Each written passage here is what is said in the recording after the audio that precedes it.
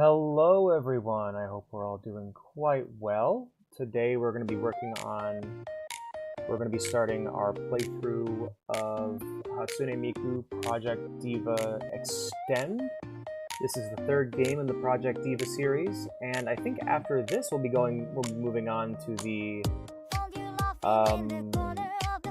first American release, which was Project Diva F, I believe.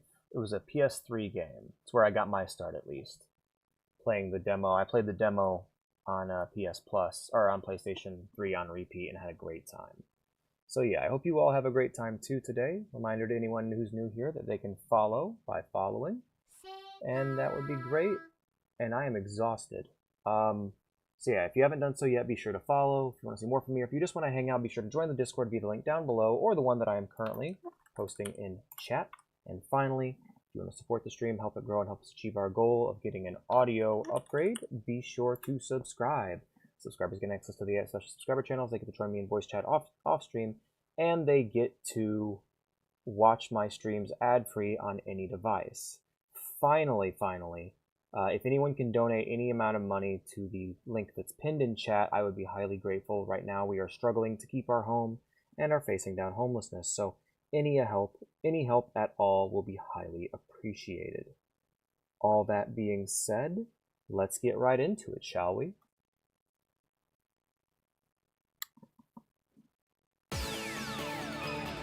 Alright, new game. Impact preview. You may import previous save data. I can. Oh, there is system data. Let's import it. Let's see what happens. That'd be fun. Do you activate the use of installed data? The game will load from the memory stick, reducing load times. Yes, please. Installation not found. Yada yada yada. Okay. Well, it's an emulator, so it's not going to matter anyway. Yes, activate autosave, please. Yes. New data here. Excellent.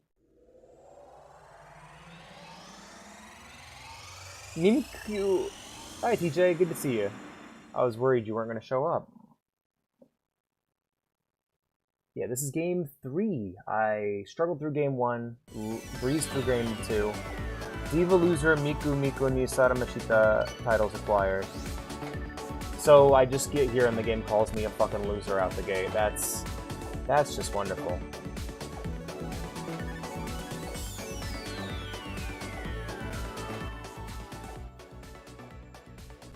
Loudest game known to man. Play the game.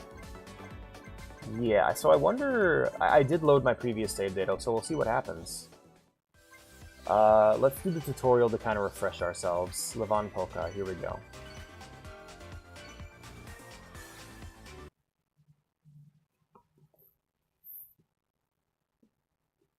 Alright, tutorial, button sound. We should go without the button sounds. I did struggle with one.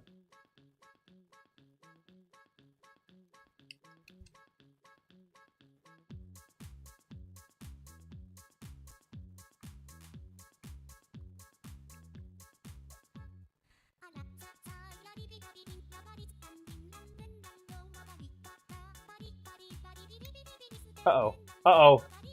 That's an omen.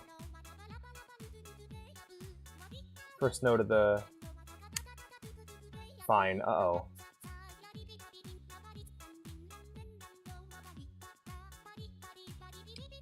There we go.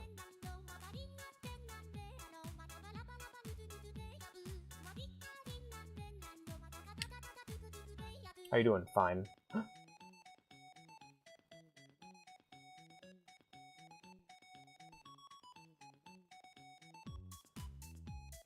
This may be a short stream. By the way, I will let you guys know I am like apocalyptically tired right now. I've been getting a lot of sleep. I don't know what's wrong. So that's fun. Too early.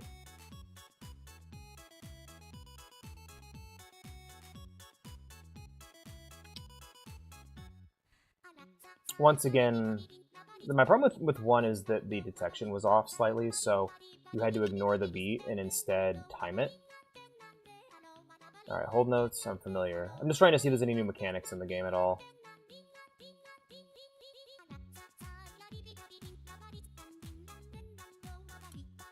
Oh shit, I forgot to hold note. Ah!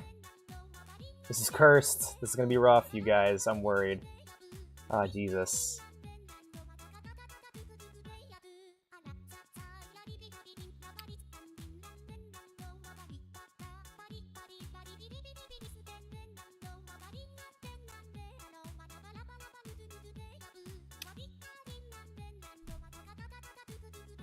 Hey, fine's better than a miss.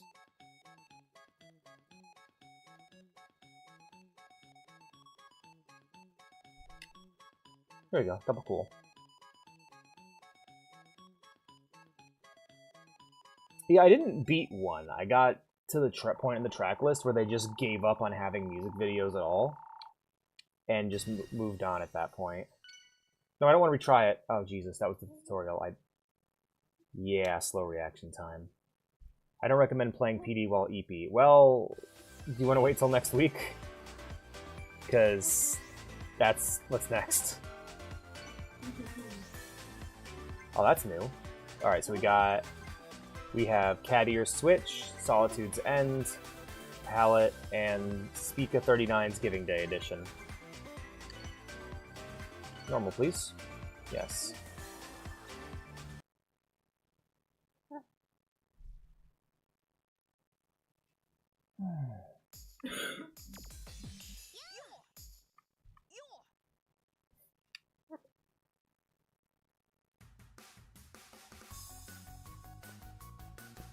I love that little, I love all the little 3D cats.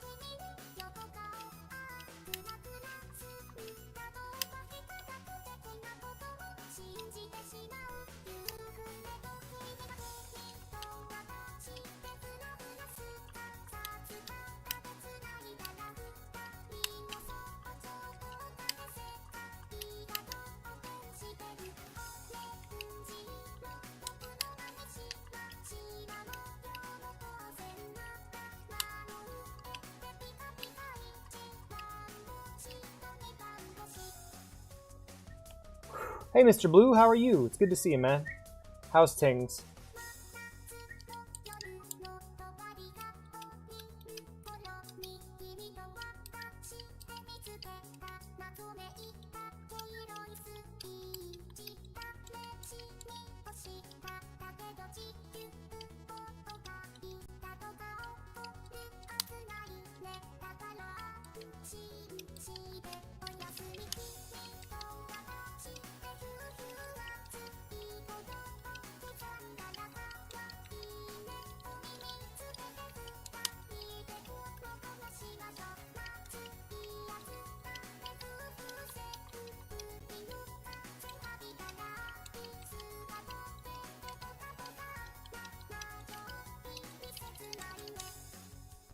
I video gamed. Doing well, studying, you know? Yeah. Yay, we did it. I missed that, like... It's weird having the low poly Miku with, like, the Super HD face. Clear! I cleared it. That's all that matters to me. I got that clear. Hey, and I got a bunch of new songs. Perfect. Okay, if that's any indication, this progress should be pretty cozy. And once again, we get really awesome art for the loading screens. Now, TJ loves Solitude's End, so let's see it. The end of one of my favorite cities in Skyrim. I love that artwork. It looks like something they would draw. I love that shit. Beep, beep, beep, beep, beep, beep, beep, beep, beep, beep, beep, beep. Oops.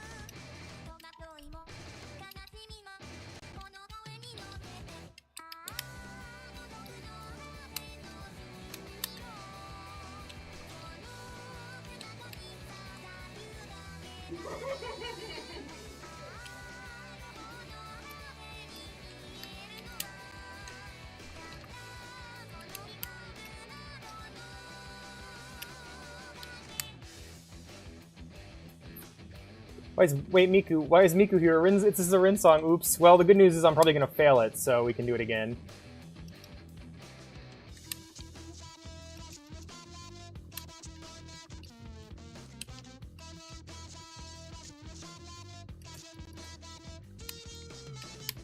Ren's passed out backstage on barbiturates, and Miku had to fill in. Miku's the roadie, the manager, and they had to fill in.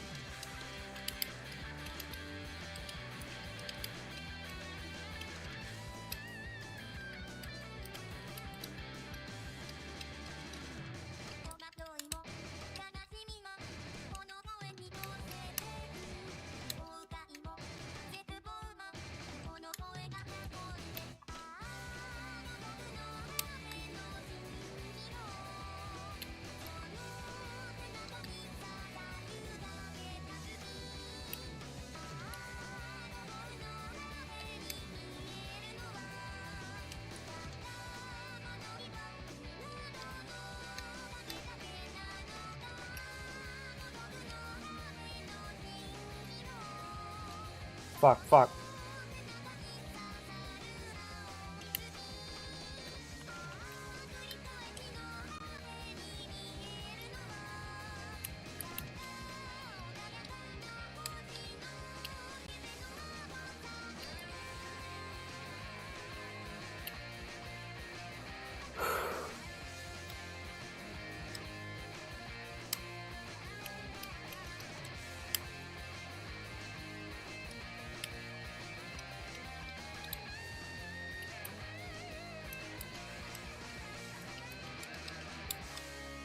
God damn, this is a lot of fun. I forgot how fun this game was. Slow react. Okay, wait, why is Miku here's the Rin song? Too bad we're doing Miku. Yeah, too bad. Rin's passed out backstage on drugs. Aww. Oh, how embarrassing. Oh no. Cheap. Damn, I forgot they called you cheap when you failed. That sucks. Let's hit it again. Oh, actually, we need to change some things before we get back into it. Oh, my eyes.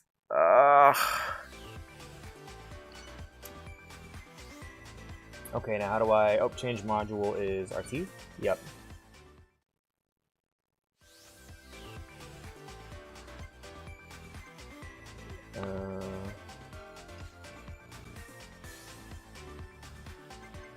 What? Oh,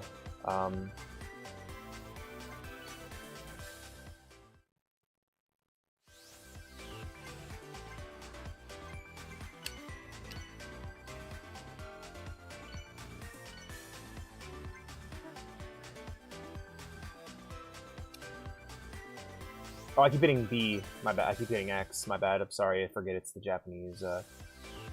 They are.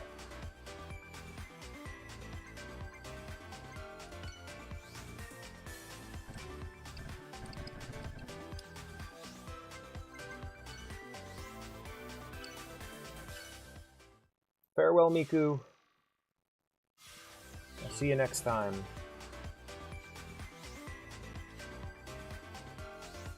Let's say Solitude's End now.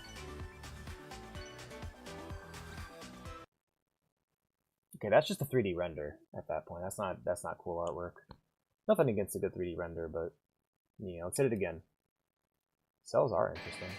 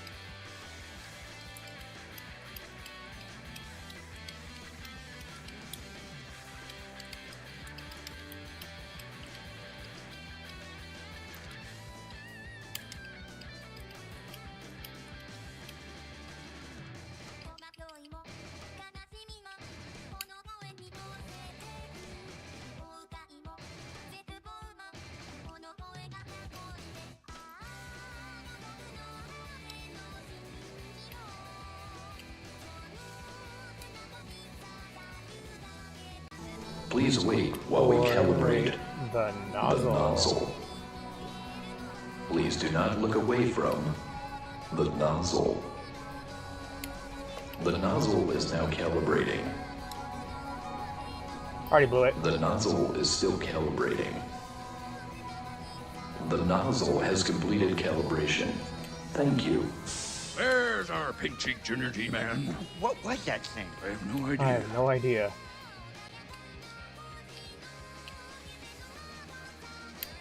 I think we ever find out what that nozzle does.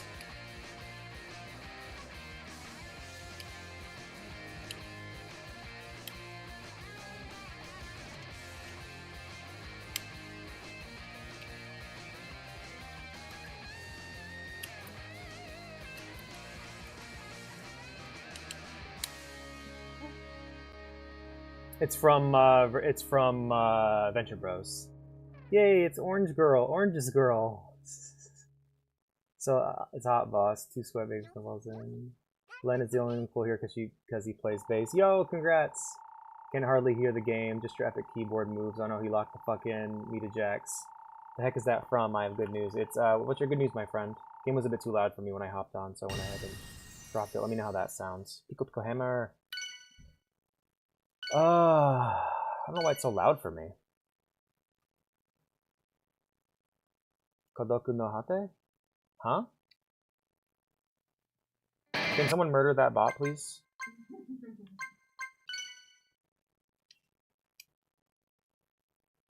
Oh, what does that mean, Vintage?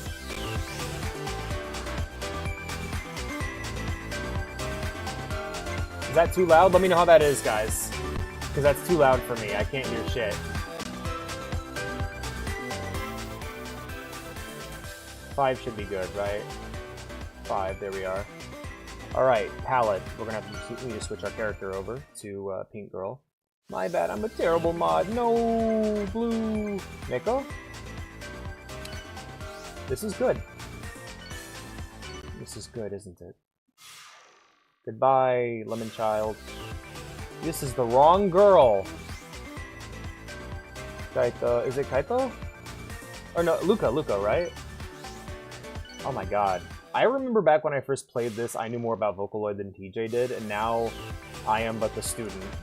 He has become the master. Where is Gumi? I believe Gumi is in this, right?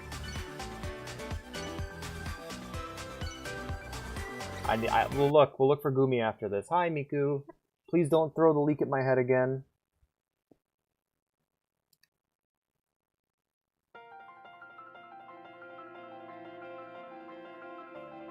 Oh wow, that model looks great. Some of the most gorgeous low poly models I've seen.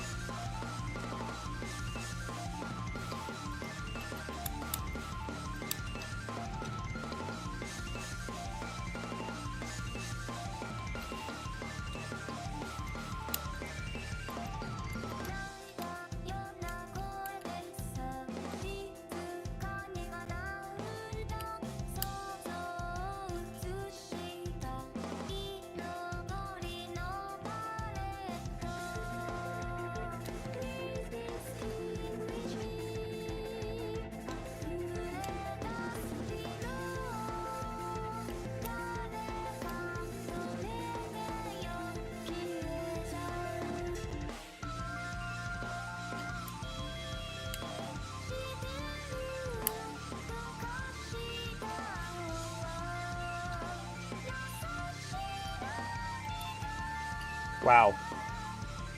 Oof.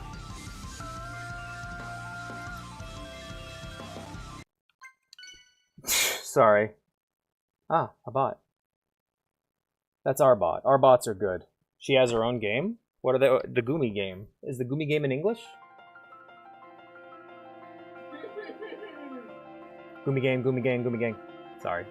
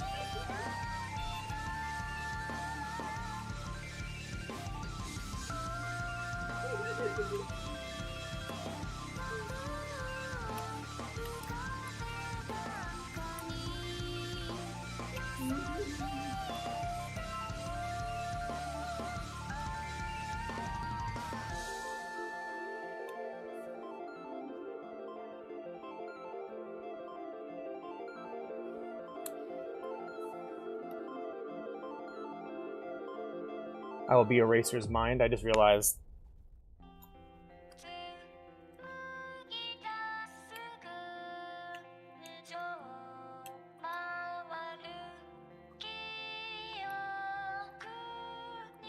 It's been so long since I played one of these games that I forgot that the translation was always on the bottom.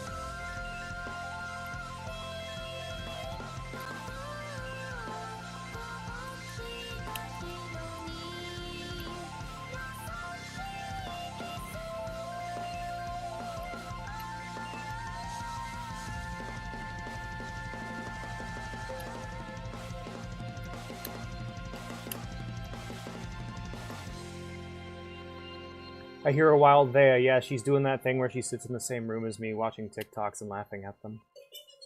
Being loud. Gumi Game has an English mod that only works with PPS SPP. Okay. Send me videos on it so I know if it's worth playing.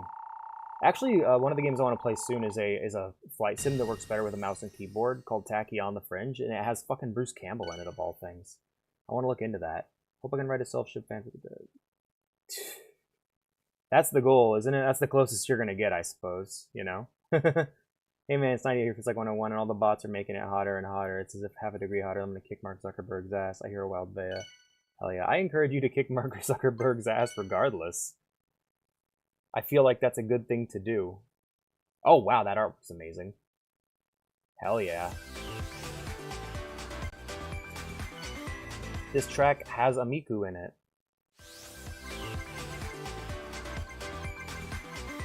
Yeah, no Gumi.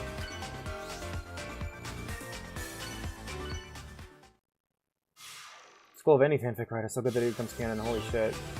Yeah.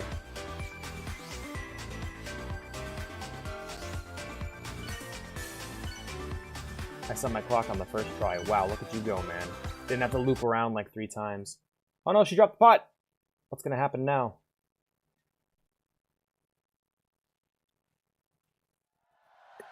Hey! Jaden Animations is there.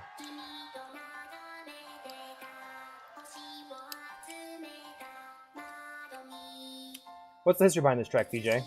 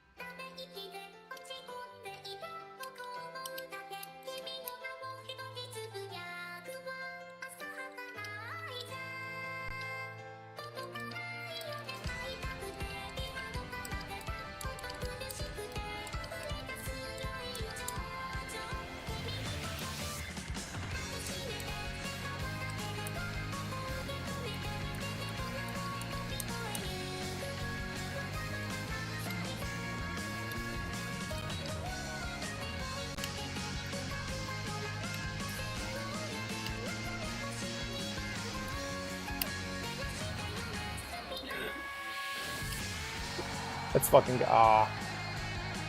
And there the Miku Nichikawa. Yeah, she's waving the Miku plushies.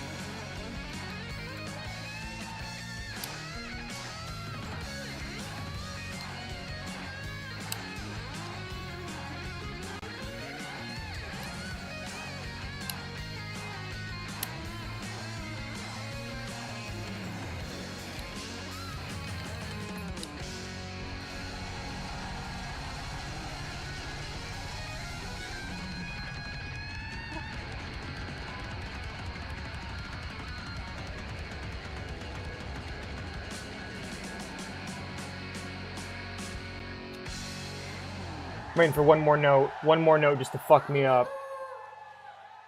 Most important note in the whole song. It's a fuck. When your clock was manufactured in the 80s, like to place cassettes. Yeah, I got an electric alarm clock I use. I had an analog one I really liked, but they made me throw it away because it was too loud. And I was like, no, Mr. Clocky. And she's like, throw it away, do it. Prove your loyalty to me. The note at the end just to fuck you up, yeah. Me when she dusts the stars.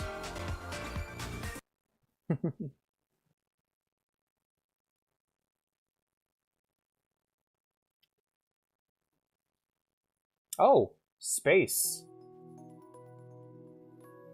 The one place that hasn't... Actually, this reminds me of Signalis now that I think about it. Remember our Miku. Hell yeah. Fuck.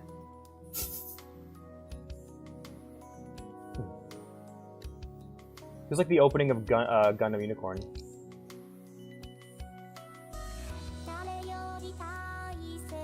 This is evil. This is fucked up. This is so fucked up.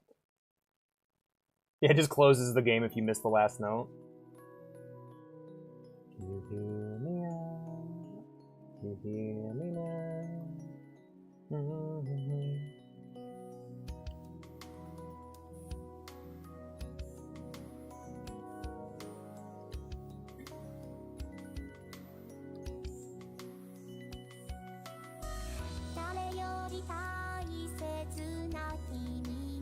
This is such a fucking difference. It's like switching from hard to expert to easy on Guitar Hero.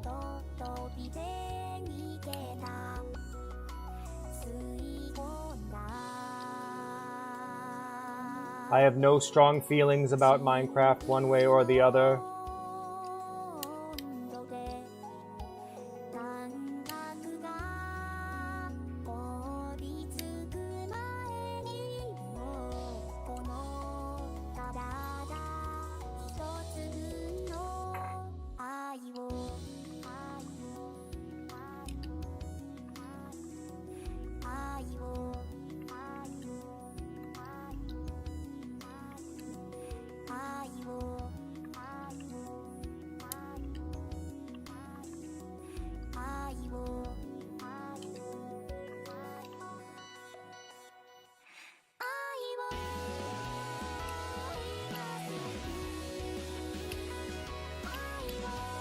Fucked it up.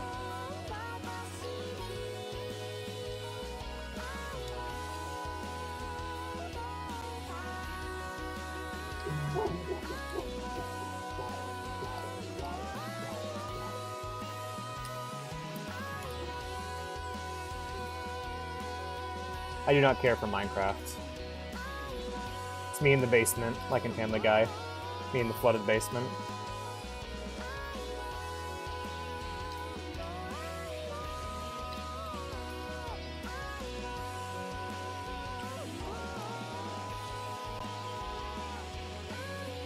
I'm more of a Terraria guy, as of now. Now that I've played Terraria. This reminds me of Voice from a Long Dead Star, if you guys have ever seen that. It's like that one scene in Interstellar stretched into an entire anime. It's a very short anime, but it's that one scene from Interstellar, just like, hey, we're a long way away from each other. Time has now been distorted by space, and it's even longer. Yeah, I mean, Terraria is more of a real video game. That's like probably the meanest and truest thing I could say is that it has more progression, and I enjoy progression. And a game that gives me the feeling that I'm getting better and getting stronger is always going to win me out more than a game that's static in the way that Minecraft is.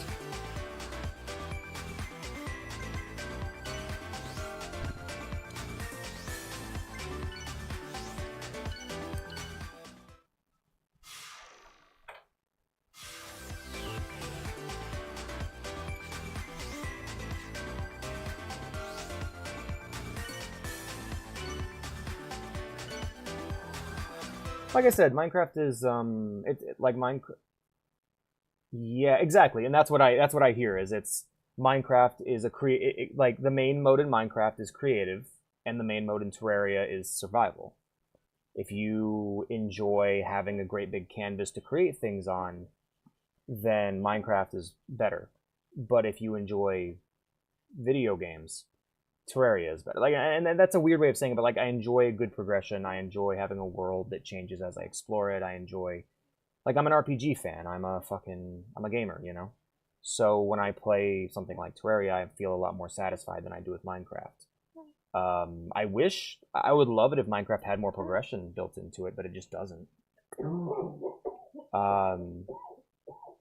I had a similar conversation about the difference between role-playing and Warhammer Age of Sigmar versus 40k or fantasy. Try that again. Let me lock in here.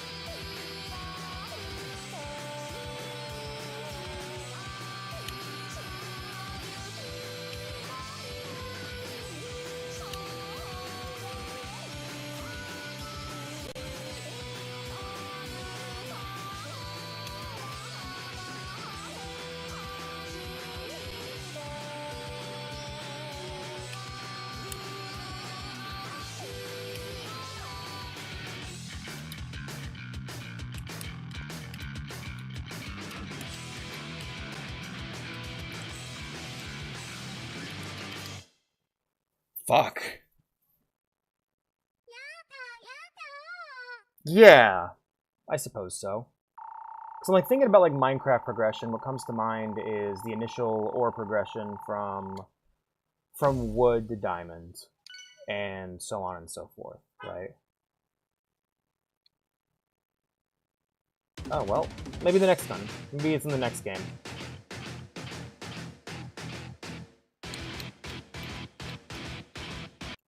Already. Fucked it up. Let's try it again.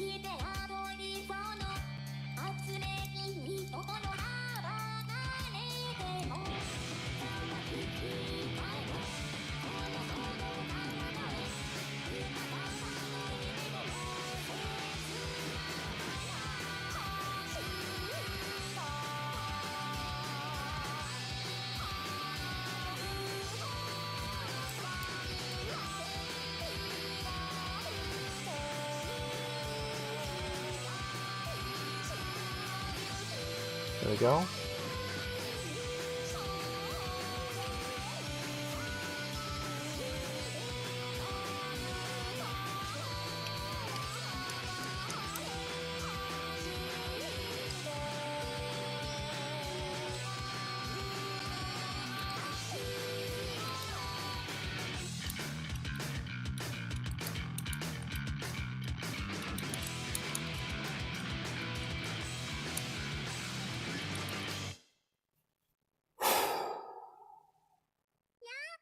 What a shame. What a shame. That's a bummer.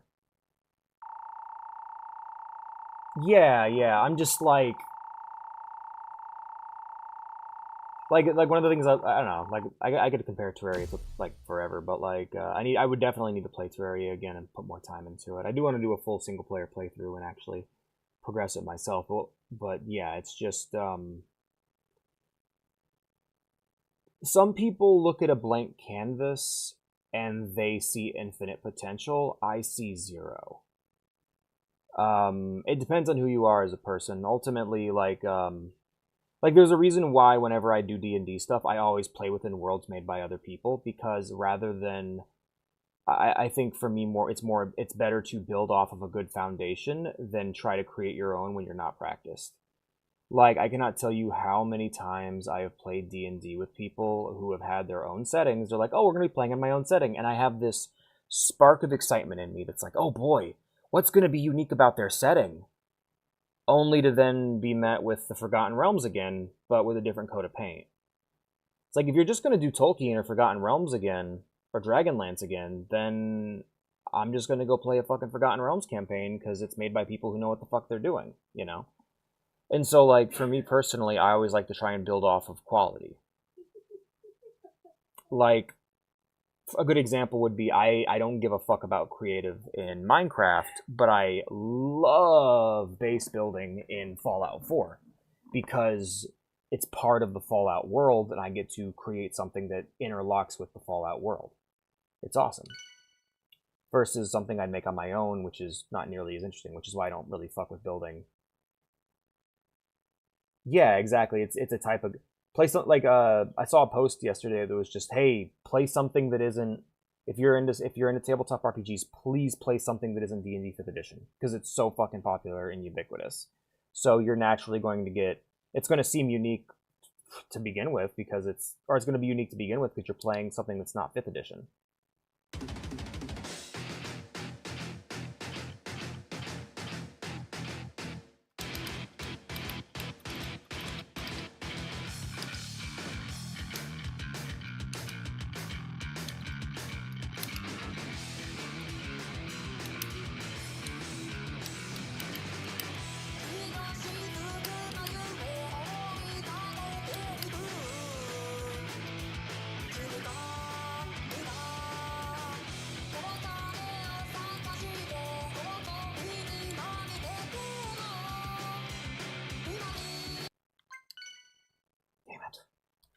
Well, here we go, guys. Here's the wall. Let's hit it.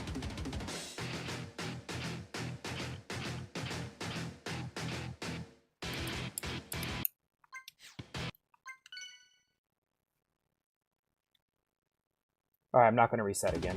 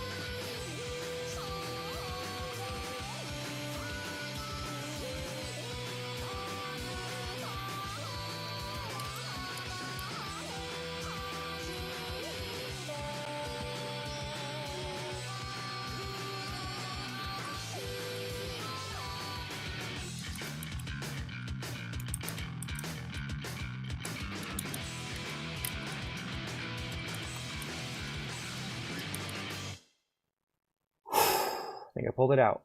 Yay! I did it! How much work does I have to put it? Because I get 3 pre-made SEOs to start with and nothing else. Yeah, totally. It's tough putting work in. Like having to build your own dungeons and stuff. It's a pain in the ass, I've got to tell you. Oh shit, Meltdown, hell yeah. I don't know. I don't want to make any promises to anyone about my D&D stuff lately. I think my life is complicated enough as it is right now and full enough as it is, and I just have a hard... Oh, that's cool art. I like that design. I have a hard enough time just doing what I'm doing now, you know? Stardust Utopia, and we're gonna switch over to Luca, I think? Right, Luca. He got shot 3 goal in 1 match. Yeah. Yeah, I've heard rough things about Diva X. I know Krypton didn't work on that one. That was Sega only. Hell yeah, Meltdown. He when making a TTRPG. Yep. Meltdown's a great song. I really love Meltdown. Yo, damn. Her on the right there. Yeesh. Alright, back to it. Big ol' booba.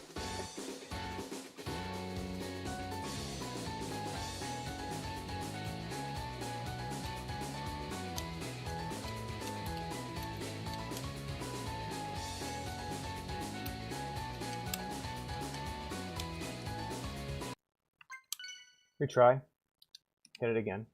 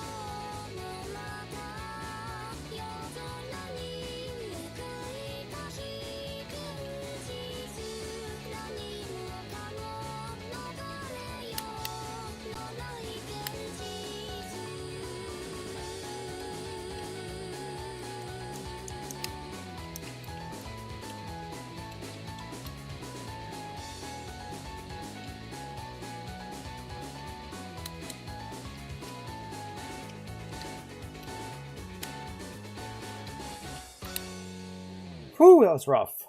Kane Parsons turns 3 tomorrow. He's 20 years old. He's the youngest director ever. He's only 2 years old. Kane Parsons with the propeller and a lollipop. Yeah, he's only 3. He's gonna turn 3 years old tomorrow. I'm so excited for him. It's great. This level's tough. It's fucking with me, man.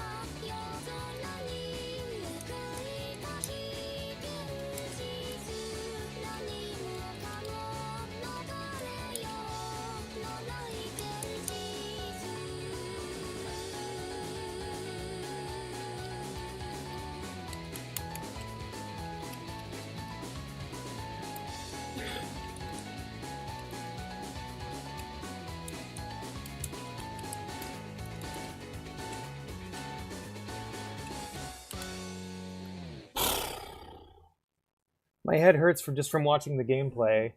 Yeah, my brain is overwhelmed. My brain is also overwhelmed. I'm gonna hit it. I'm gonna hit it again, because that's how this game is. You just do it until you beat it. That's just how it be. You just keep hitting it until it dies. Until Pepina Kick's brain dies. We gotta fry it. Guys, quick! We gotta fry Pepina Kick's brain. Whatever. Fuck. The song's gonna be in my fucking nightmares.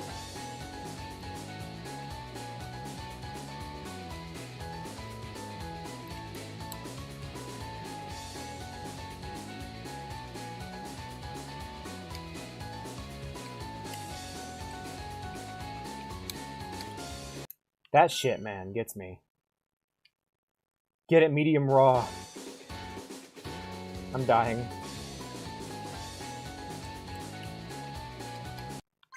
That fucks with me, man. That bum bum bum bum bum bum, and then the did it, and it's just enough of that. That's enough time to completely throw me off. Once again, don't listen to the music. Look at the notes.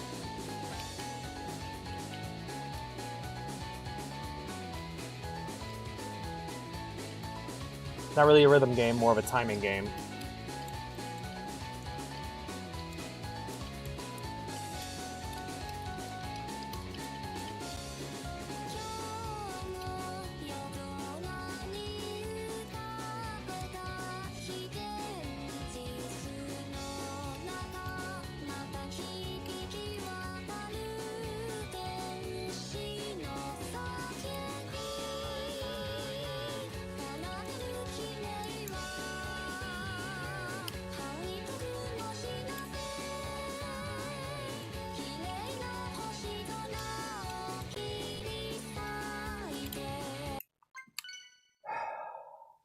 Hit it again.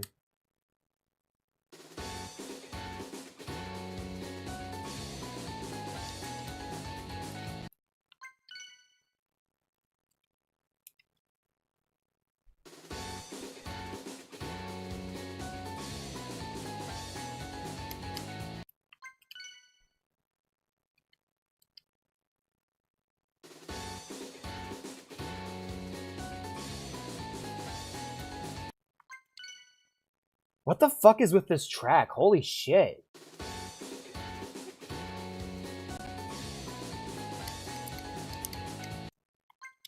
Like, you can hear my clacking happening. Like, do my button presses sound off?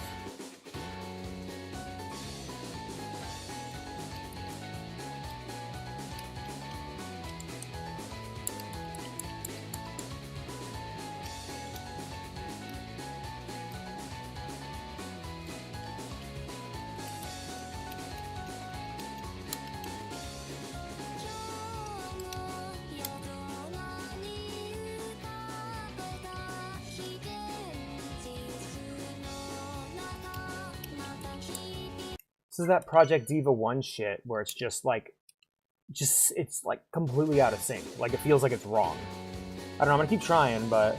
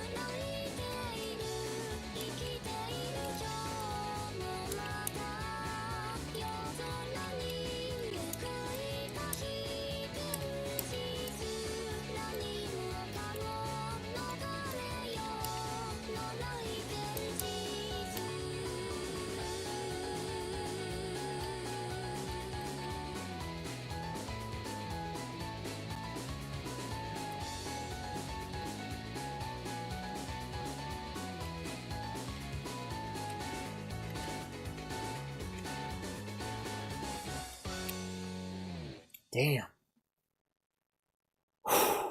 Too bad. Too bad. Well, I did better that time. It's just, yeah, it's the... I don't even know what the fuck's up with it. Because I feel like I'm hitting the notes, it's just not counting them. Let's hit it again.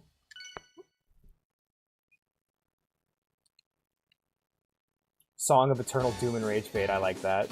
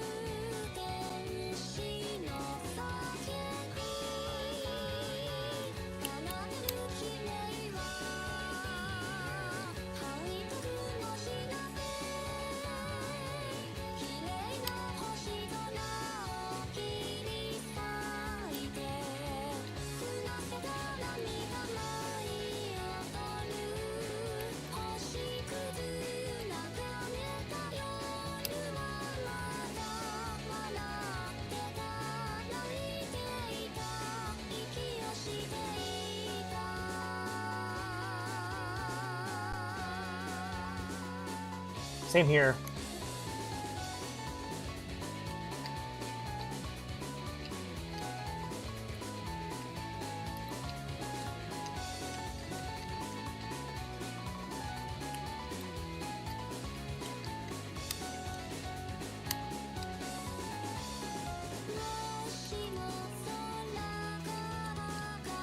Same here, Ghost.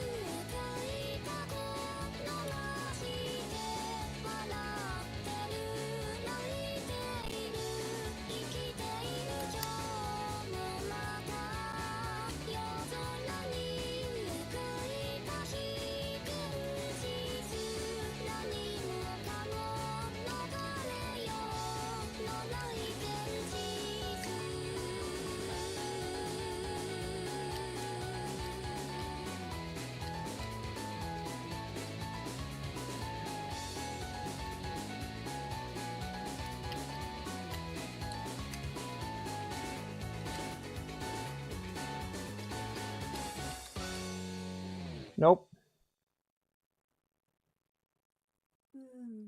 もう少しね。 Damn it.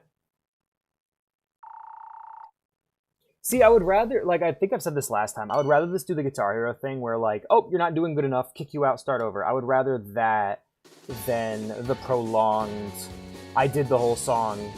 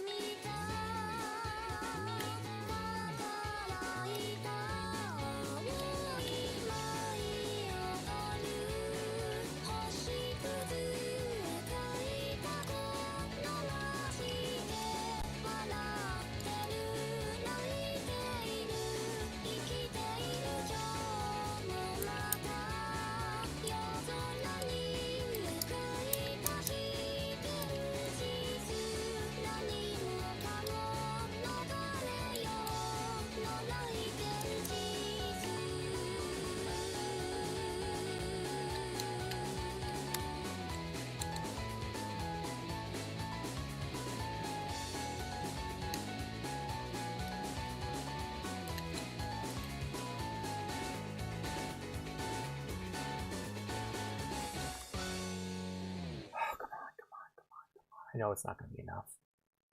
You bitch!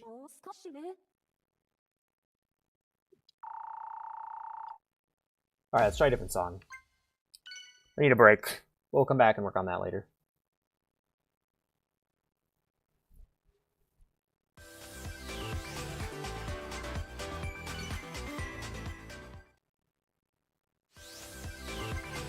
Watch them all be like stupidly harder than this. That would suck so bad, man.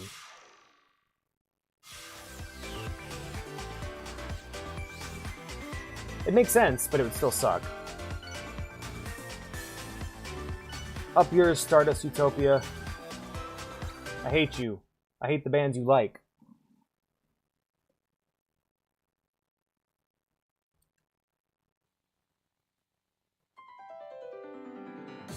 Welcome to us.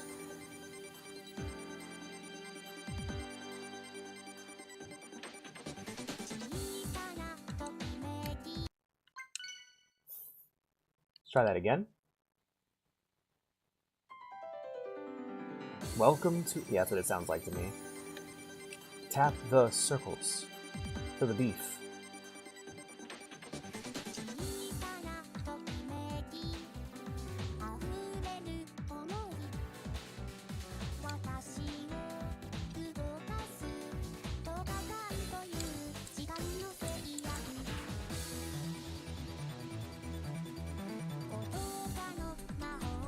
We're on Arrakis now. Miku, you're using too much rhythm. The worm's gonna get you.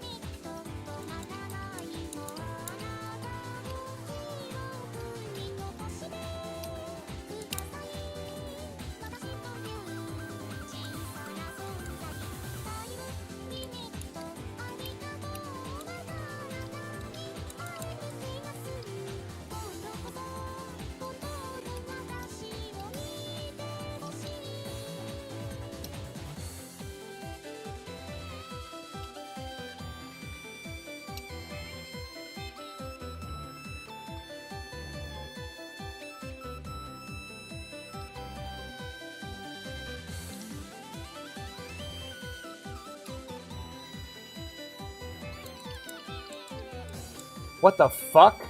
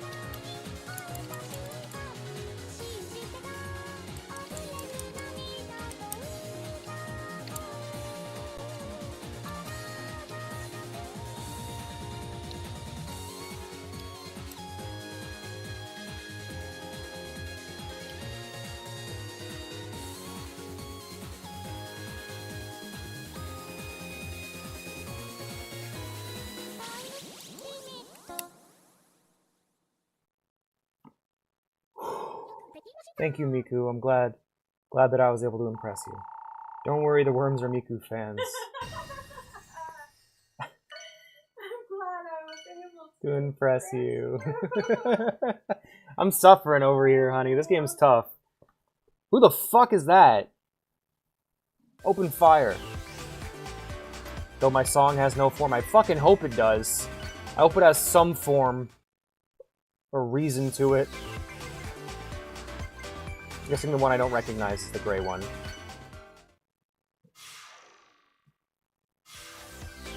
Yeah! Monochrome... Stinky monochrome Miku. Here we go. Gray Neru.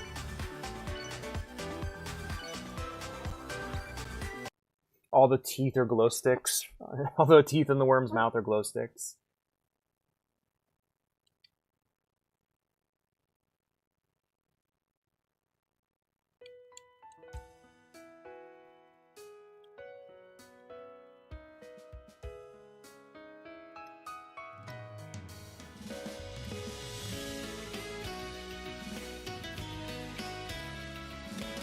Shinji sitting across from her?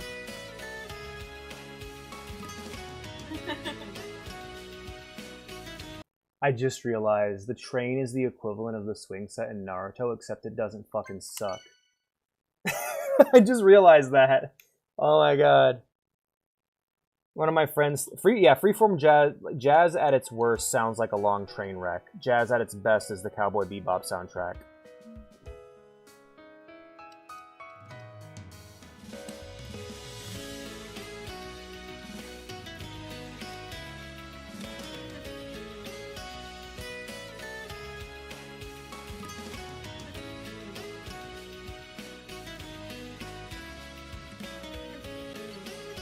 Or the Gundam Thunderbolt soundtrack's pretty good too. But no, freeform jazz oftentimes just sounds like a fucking long train crash.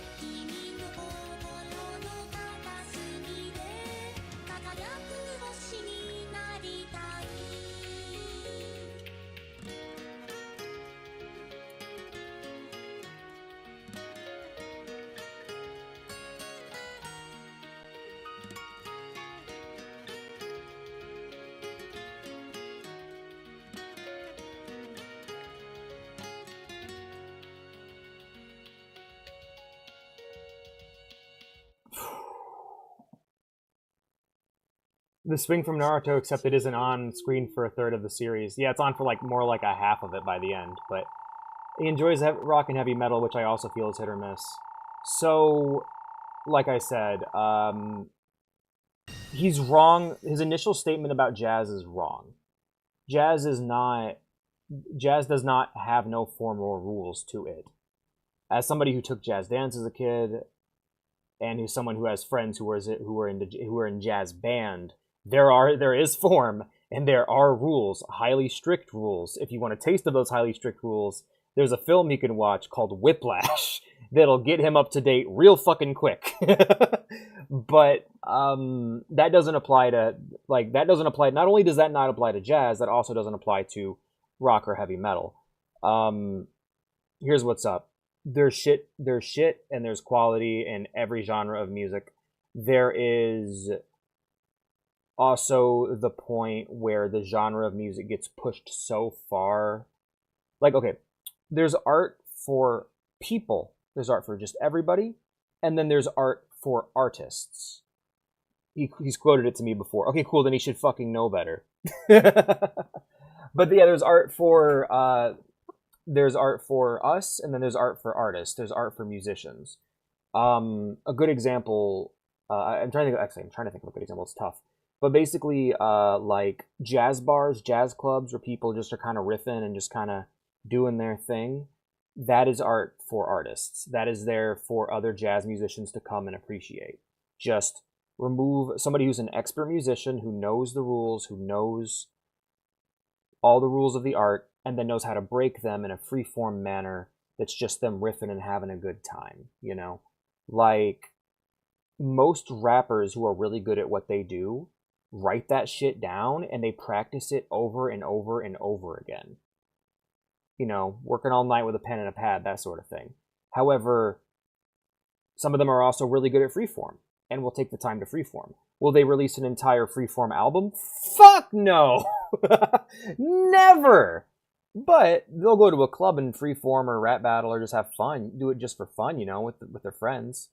That's kind of the difference, is that freeform jazz is not for us. It's for jazz musicians to appreciate. And on occasion, you'll get some really good freeform jazz. And you know what happens to that freeform jazz? It gets recorded, it gets written down, then people practice it and they perfect it. And it just becomes regular jazz at that point. It's like word of mouth storytelling. The best word of mouth storytelling, you know what? You know how you can know if word of mouth storytelling is really, really, really good? Someone wrote that shit down. That's how you can tell it's good, you know?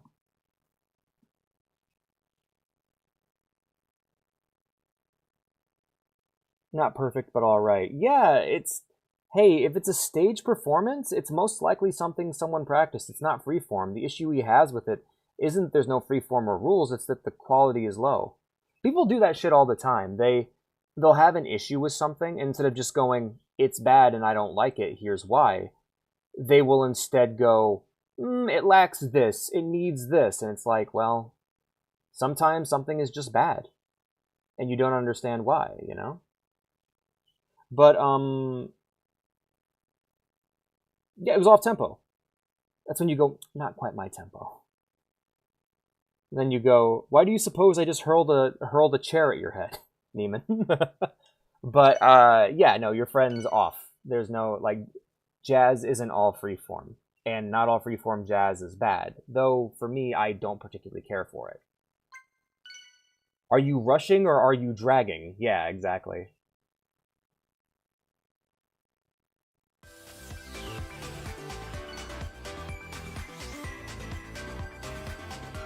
Oh, my favorite. This was my favorite back on the day. This was my favorite one to listen to on my PSP.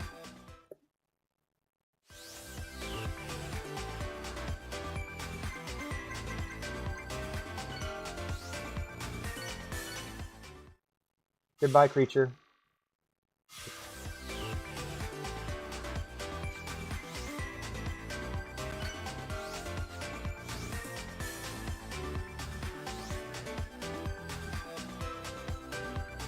Yeah, exactly. Well, it sounds like he's just being a bit judgmental. I don't know why he needs to shit on jazz. Like, jazz ain't hurt nobody. Jazz is awesome when it's done really, really well. It's just freeform jazz isn't for us, usually. It's for other musicians to inspire them.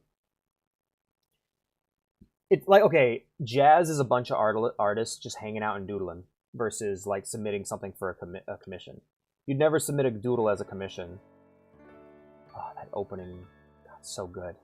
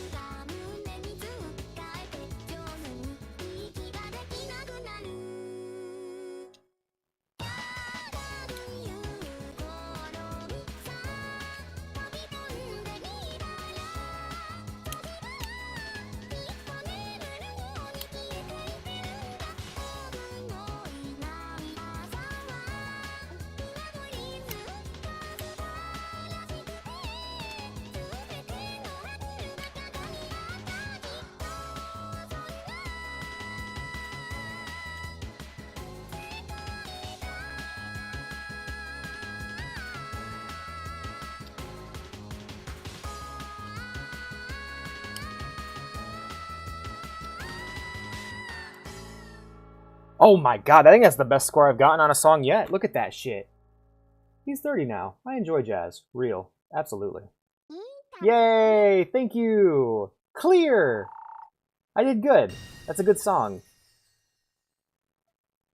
I unlocked a nuclear reactor for Len's room. Yippee. Avea's meowing again. Something's probably wrong. Yo! That's awesome! Miku Sonic, that's super cool. A song called Yellow having Miku in it just feels wrong when the yellow ones exist. Why isn't it Neru?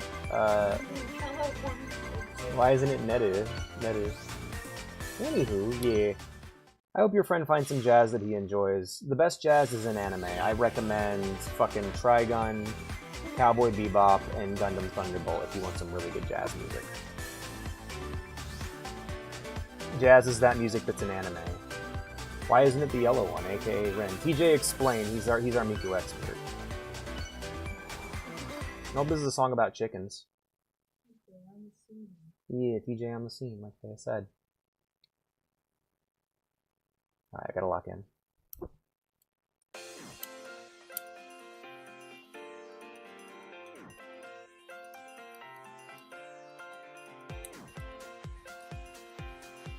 He really fucked up with like Billionaire Buffet or something, or like was on here or something, or shrimp fried rice. It's like, what? It's that old?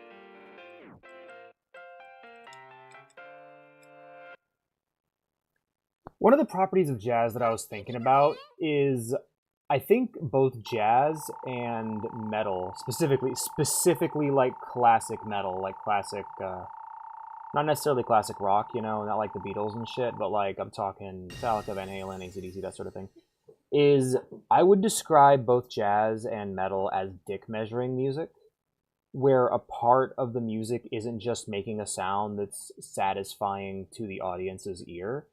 It's dedicated primarily to proving to other people, specifically musicians, how good you are at the guitar or the saxophone or the tuba or whatever thing you're playing.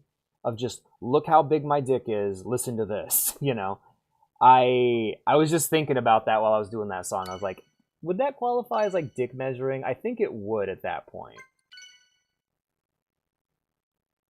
Also, if it weirds you out that I use that term specifically, don't blame me, blame Sigmund Freud.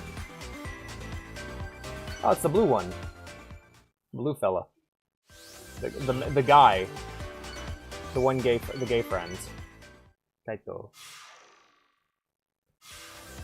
Look at him go. He's very blue. Me, whenever blue does anything, look at him go. He's very blue.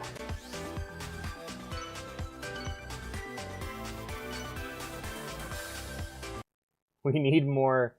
We need more people with colors in their name. We need more people of color in this community. That is a terrible joke. I'm sorry. Listen to this Monster Hunter ass music.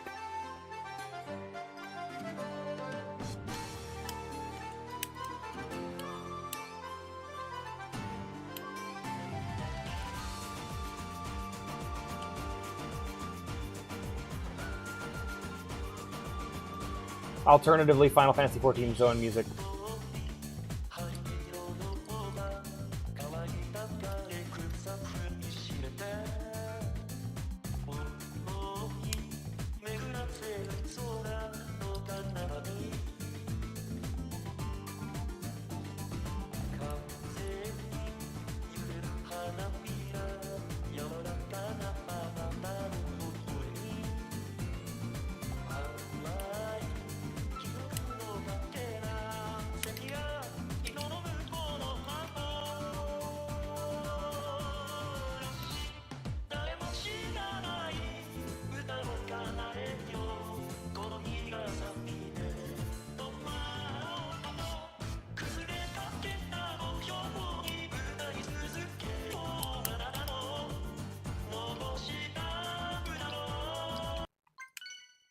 Let's try that again.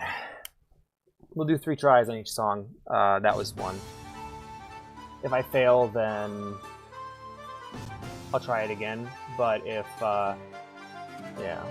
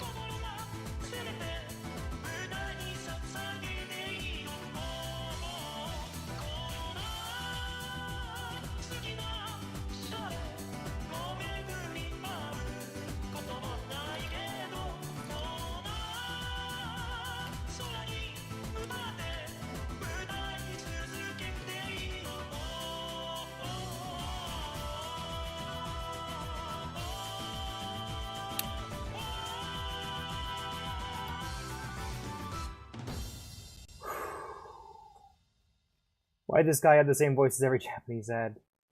I don't know. I like him though. I pet his little head. And just put the mouse cursor over there. There we go. It's cute. I've always had a bit of a crush on Kaito. Next one. Next mission. Next song. Yeah, next song. Woo! Oh, she dropped it again. We're all fucked. Oh, no shit. I love this one too. It's one of my favorites.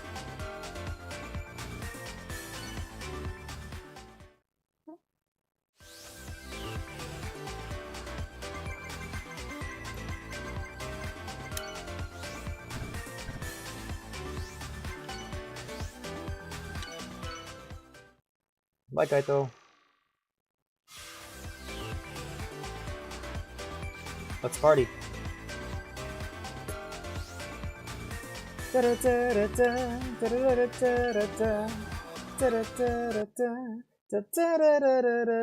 man, look at this deviant ass art. I like it. It's good.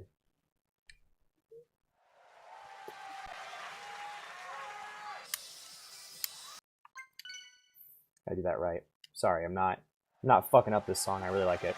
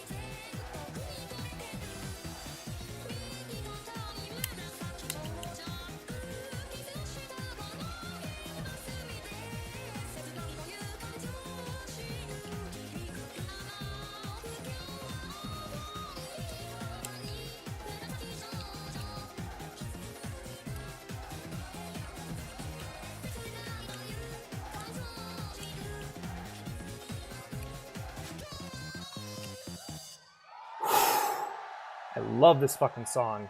They sound French. I don't know. They got the yellow sticks. Yay! I love that every one of them is like. I love that every one of the Vocaloids is color coded. That's super cool. All the sticks are sprites, by the way. I think that's super cool. God, just fucking badass song, man. Is that a song titled China? All right. Oh man, I love that image. I would like genuinely use that art for like a bard in D&D. So we gotta play as Ebola-chan? What?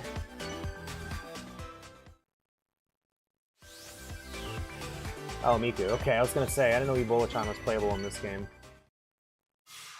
Oh man, that was fucking awesome.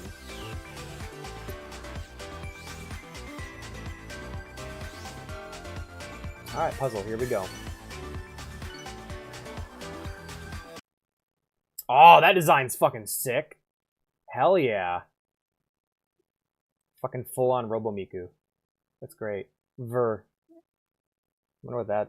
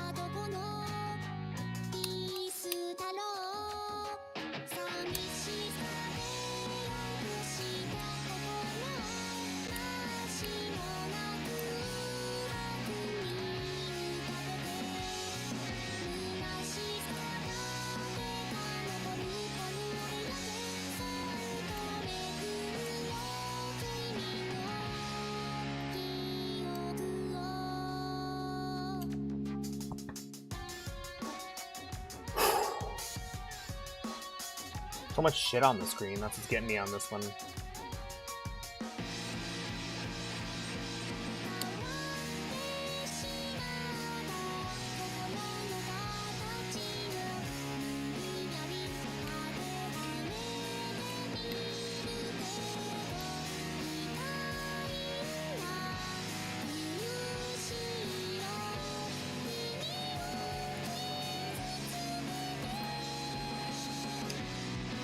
There's so much shit on the screen, says World of Warcraft player.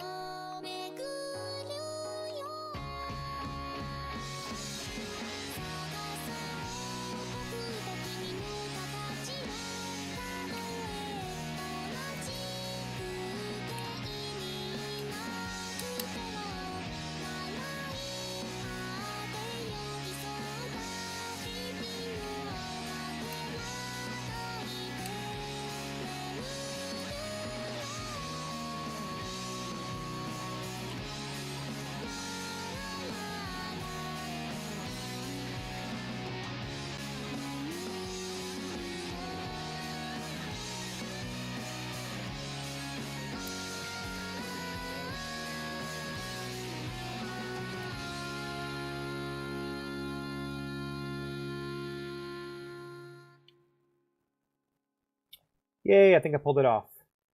Ikuza! I did it, yay! So did that sound French to you?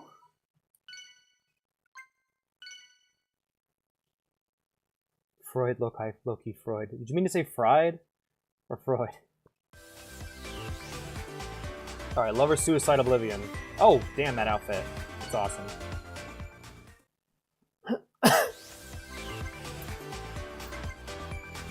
The Mako, right?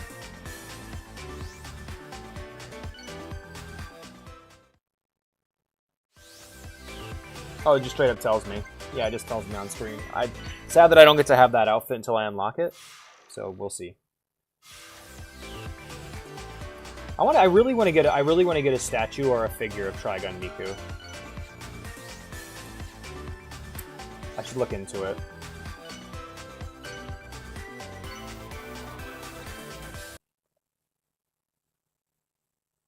Oh, there she is. That's Mako. Okay, I was wondering who that was. Let's hit it.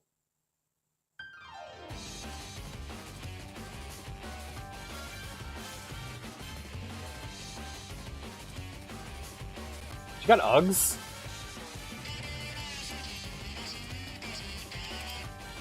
Let's try that again, shall we? That opening salvo fucked me.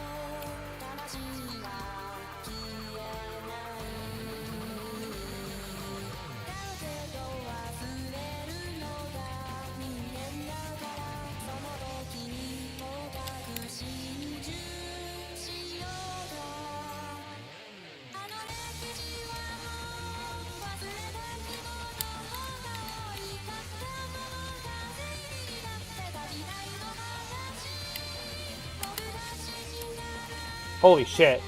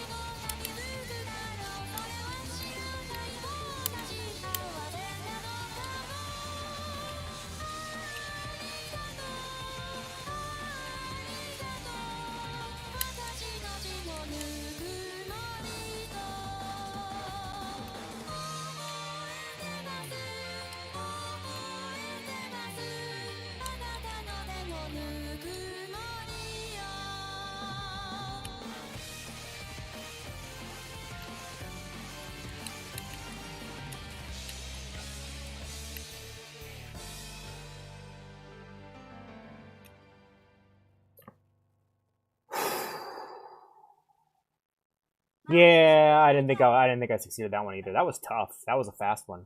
Yep, we're just gonna go ahead and move on to the next one. Even if I fail, we'll move on to the next one. And then when we finally run out of tracks, we'll fall back and do the ones we failed. And yeah, just keep doing that. Rin Signal Appin Mix. Oh, okay. I wonder what Veya's cooking. I wonder if she's cooking anything.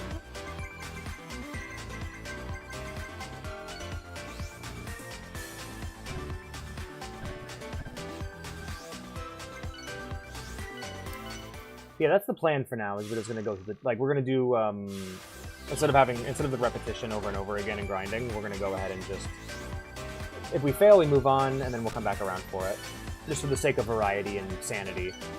I didn't like the pink woman taunting me. Oh, that's cool. I see that being someone's like Facebook banner back in the day. That was sick.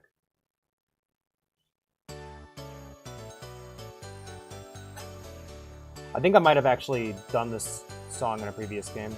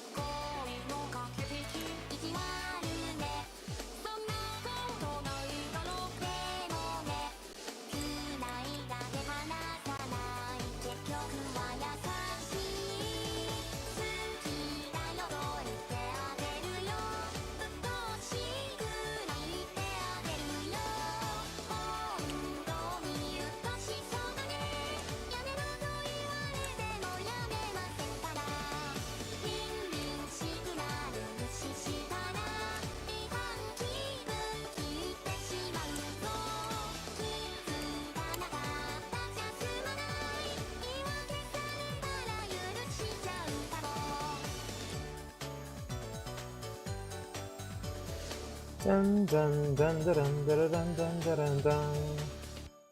That was fun. They look disappointed in me, though. Oh, I failed. That's okay, we're moving on.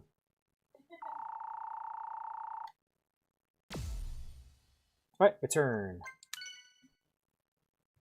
What's next?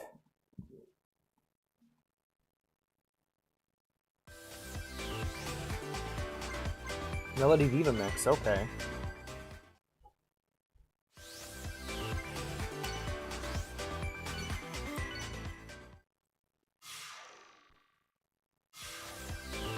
Hello, Miku. Let's party.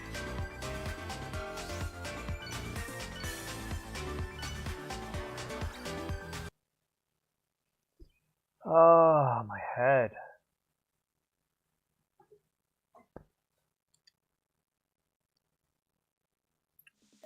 It's about racing. Oh, cool.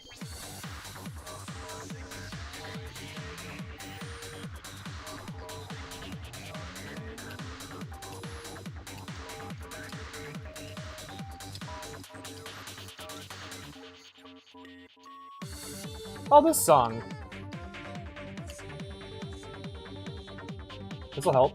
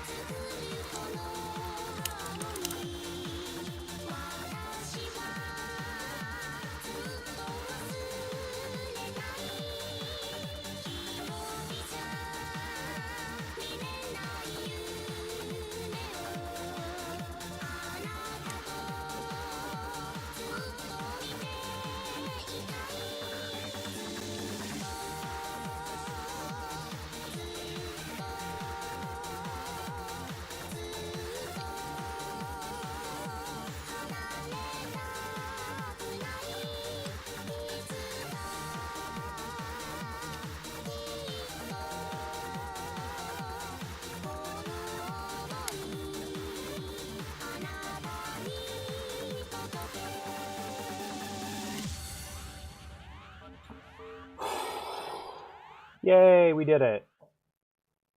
I think. Yeah! Thank you, Miku. Thank you for not hurling another chair at my head. That should be a costume for Miku, just the fucking, like, super tight t-shirt. just to have her be bald. Have her just be, fucking Fletcher from Whiplash. That was fun. I believe that... Oh, Stargazer. Hell yeah.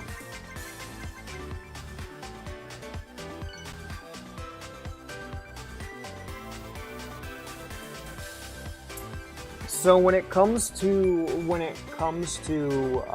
any sort of sexual or gender identity thing for a character is omnigender, omnisexual until stated otherwise, is how I think about it. So basically, a character is anything until they have pronouns they refer to themselves as, or other people refer to them as without correction. As far as we know, Jax is cisgendered masculine. That being said, if you want to make a story about him being otherwise, then have at it. It could be a possibility to the character, like my headcanon for Shinji from Evangelion is that he's transfemme, but the only proof I have to back that up is the existence of Mari Makimura and the role she serves within his dream of Evangelion. So, I don't know. I guess my answer is have at it. For me, I don't see any reason for him to be otherwise, but he's a he to me, and I'm not gonna die on the hill to defend that. If someone wants to say otherwise, have at it, But yeah, I have no strong feelings one way or the other. But yeah, when it comes to storytelling, until indicated, a character can be any sex or any gender.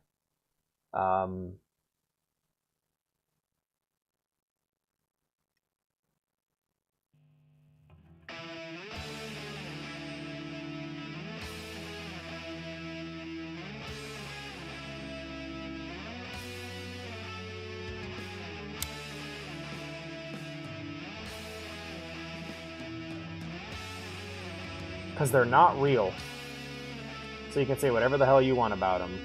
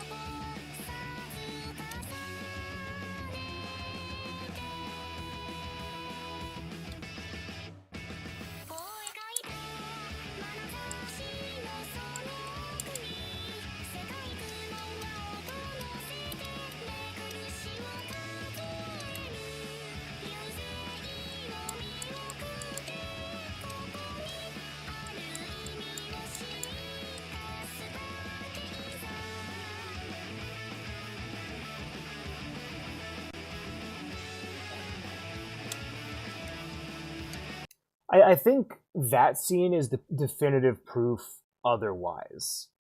Like, the fact that Jax hates the fucking outfit might be proof that he's masked. But yeah, there's that too.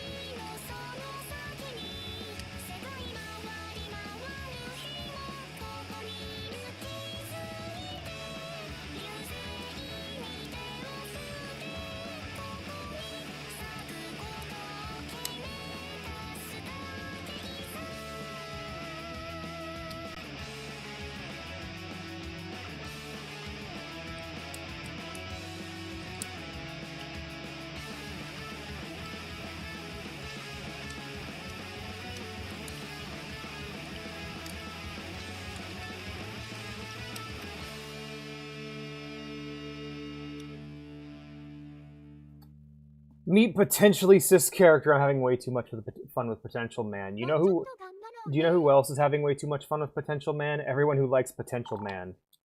Because it's like, yeah, there are characters that actually do things. Why are you so hyper-fixated on this one? Not saying that that's Jax, I'm just bringing it up. Man, yeah, that should be, like, the word potential should be banned from art criticism. Because I have seen so much crap art be defended as going, but it has so much potential. It's got such good ideas. It's like, yeah, see, everyone's got ideas. The difference between good smile racing. That's awesome. The difference between an artist and literally anybody else is somebody who can take those ideas and put them on paper in a way that's satisfying. It doesn't matter if you have good ideas. What matters is how well you execute upon those ideas. Execution is everything. Yeah. Like I saw a video titled Naruto's writing failed its female characters, and I go, oh no. Naruto's female characters just suck. You can say it one way or the other way. Maybe in the way that they existed within your mind it was different, but the writing was just bad, therefore the character is bad.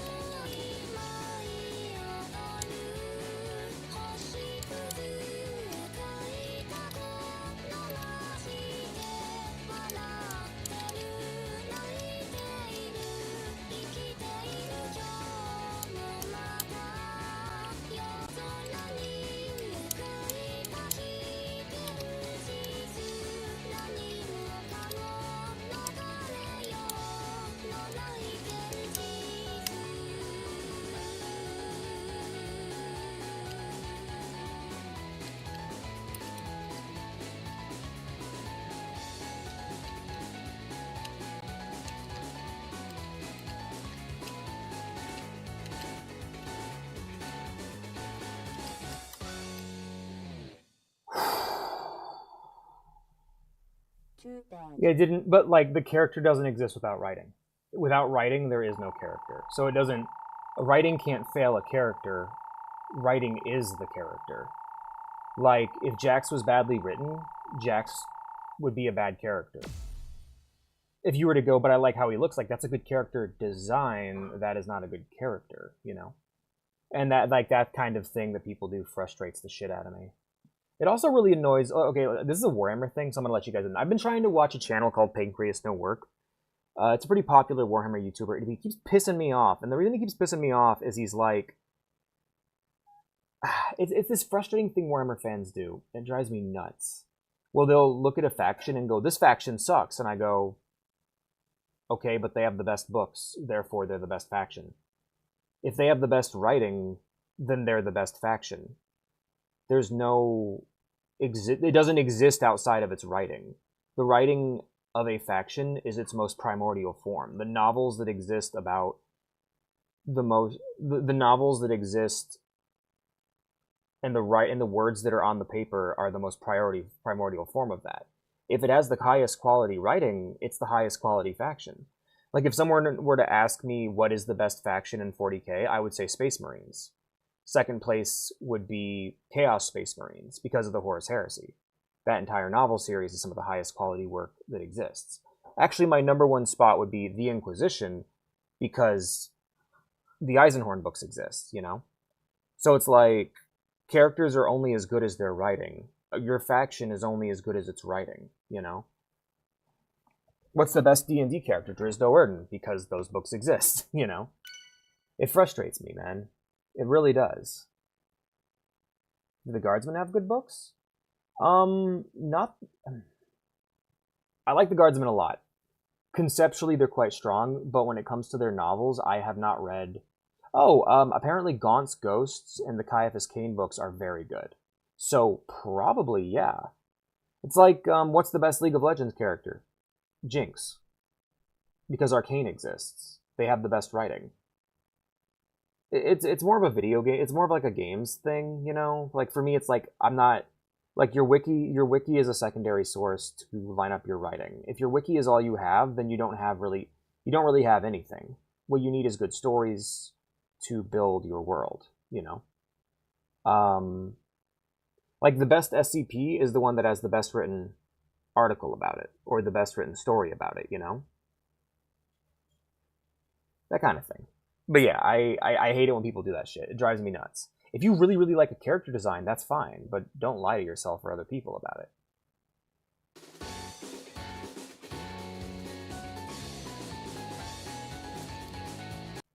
If you were to go, I really like Ribbit. Ribbit's my favorite Amazing Digital Circus character. Fine, but if you were to go say we're the best, ooh, that's fighting words, man. I will go to war. Because that character barely has anything.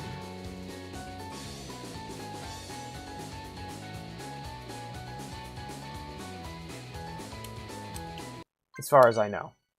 Haven't seen the movie. As far as I know, Ribbit might be the main character of the movie.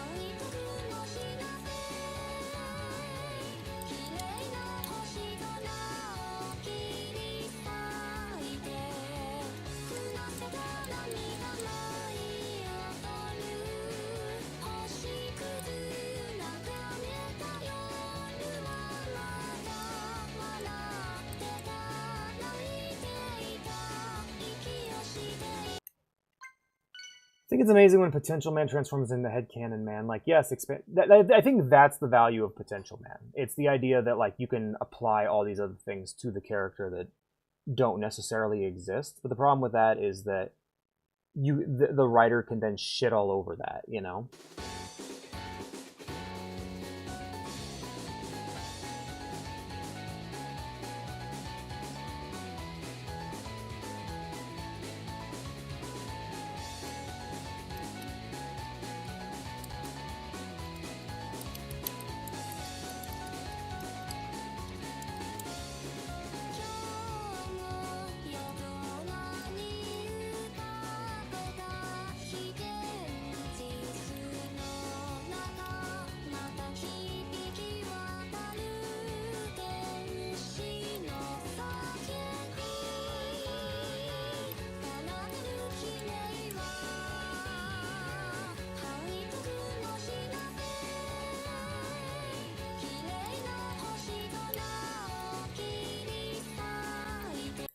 Blue, I think what you decided. I think what you said earlier about turning into headcanon man's like probably the best outcome of that. Like a lot of people, like a good example would be like let's pick an example. Wizard of Oz, right? People like Wizard of Oz. There are characters like Dorothy, you know, Glinda. There's characters like Dorothy, the Tin Woodsman, the Cowardly Lion. Characters that people love in The Wizard of Oz that have an arc from beginning to end. And then there's characters who just kind of show up for a brief amount of time and don't really do much. Glinda would be an example, or the Wicked Witch of the West is another good example. Well, those characters showing up and kind of doing what they do, people form attachments to them just as strong as someone would form an attachment to the Tin Woodsman or the Cowardly Lion. And I think when that attachment, like when we go from, the Wicked Witch has so much potential as a character. Like you can say that all day long, but that doesn't matter until you do something with it and you create Wicked. Once you create Wicked, once you create a work of art that rivals the original in quality, that you can click in with the original and work just as well. Because like Blue, for what you just said there, that's the shit I hate. I hate it when people take a character and go, actually, they were a tragic hero, and the events were completely different, and here's what they did. And it's like, I hate that shit. I can't stand that shit. I can't even think of an example of that shit. But when you create the other side of the story that clicks together with the original without stomping all over it, I love that shit, you know? And I think Wicked does a really good job of that, from what I've seen of Wicked so far. Or you can do a full-blown, you can do an alternate take. But for me personally, I really like it when the setting has something that clicks with it, you know. But you can also just have fun with it and fuck around and do the, there's an Aladdin play that does that really, really well. Yeah, clicking into place with the headcanon, yeah.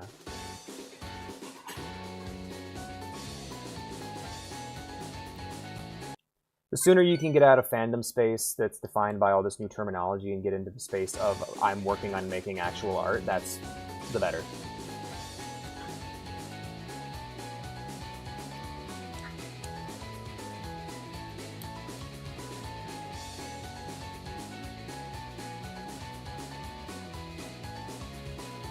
Or you can just hang out there, no harm in it. I find it cringe, but that's just me, you know?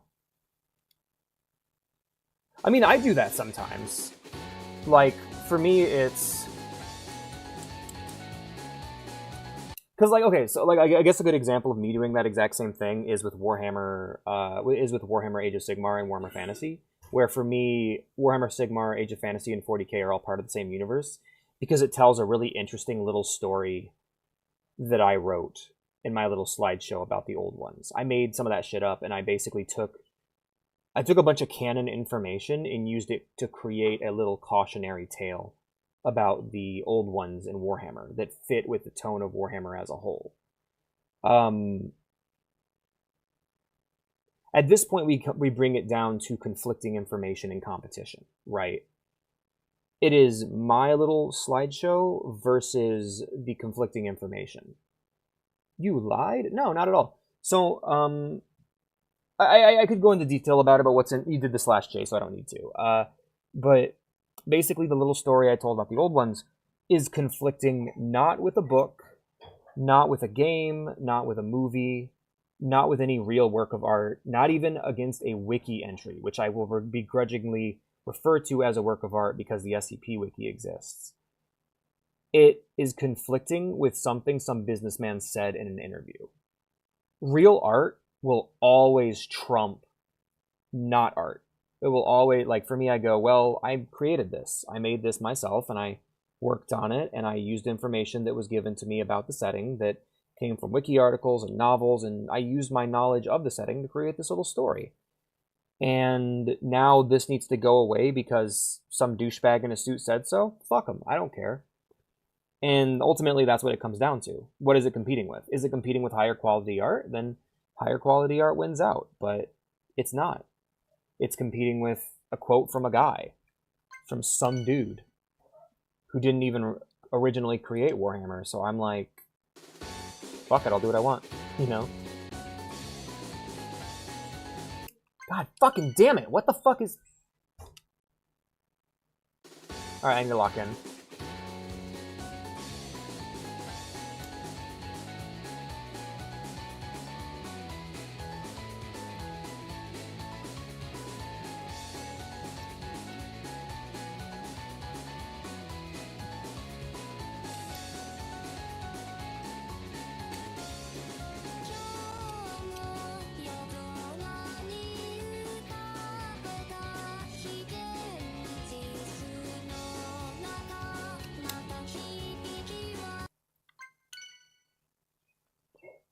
Yeah, me too. I'm a fan of that too.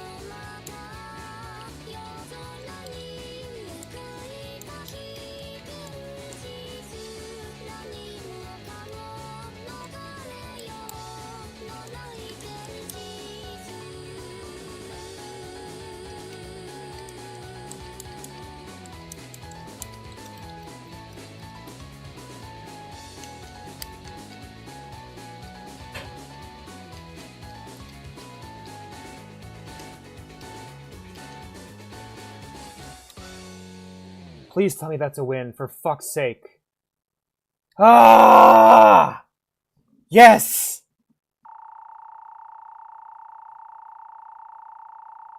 Yeah, that's cool, Blue. I really like a setting that's a lot more flexible when it comes to canon. And also, like, a lot more settings are a lot more flexible than people say, because, like, let's put it this way. Any piece of information spoken by a character who is not an omnipotent god within the setting, then it's subjective. Is your story told in a first-person narrative that's told by a character? Well, then it could be an unreliable narrator, right? It's a lot more different when it comes to movies and stuff because it's visual, but like if you're reading like an entry that's written by a guy who has a name and a background, you know, or it's written as if it's written from the perspective as if it's written by a guy within the setting, then it's perfectly open to interpretation. Most 40K media is written in that style, allowing people to interpret different things. Also because propaganda plays a massive part within the setting. I should have taken a break 30 minutes ago. I'm gonna go take a break now. I will be right back. I have to pee so fucking bad.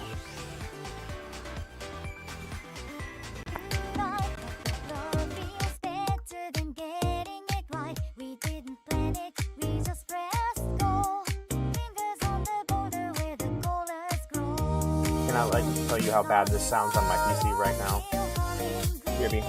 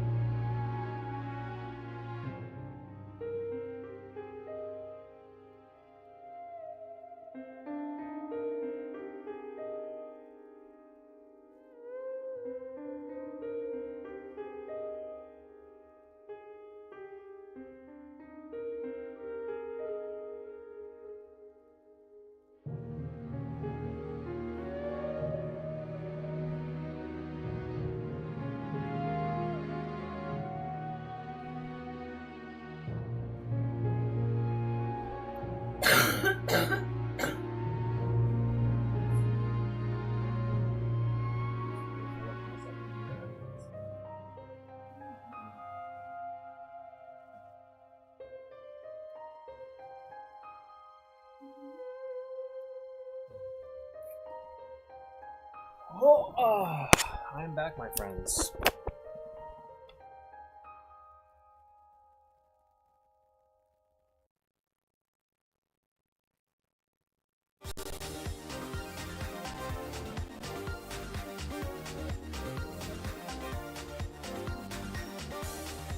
Yep, that's about how it works. Alright, let's Miku time. Hi back, I'm Ghost. Hi Ghost. I'm dead.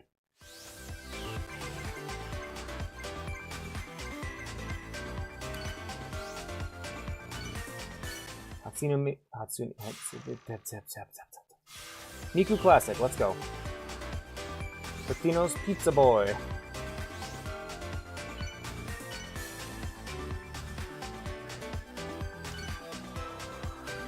Time for Eclectic Angle.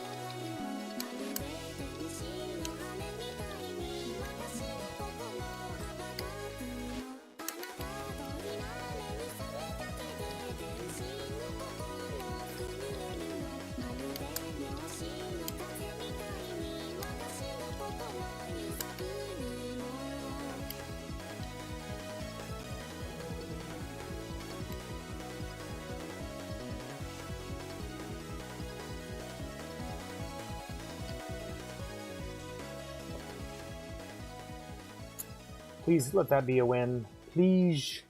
Please let that be a win. Come on, come on, come on. Yay! Thank you for sparing my fragile life, Miku.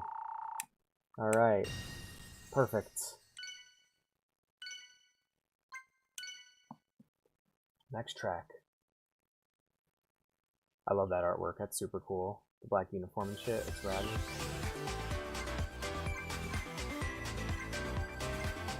I'm your diva. I'll be your idol. Meow meow meow meow meow meow meow meow meow. Anyway, I'm saying stuff to make Vea laugh. Oh, this song. I think I might know this one, or there might just be similar visuals from the previous game.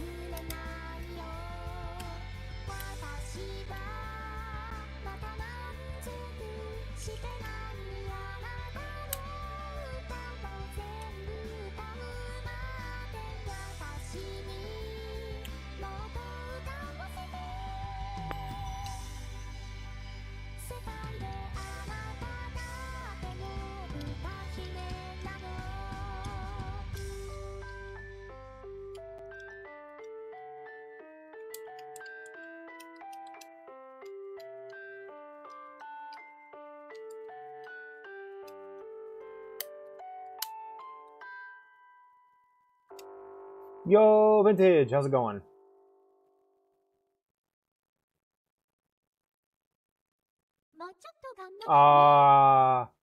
You heard they banned prune juice?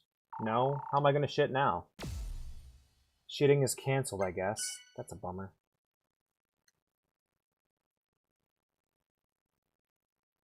But yeah, are you serious? Pleasant Miku. At least I'm pleasant.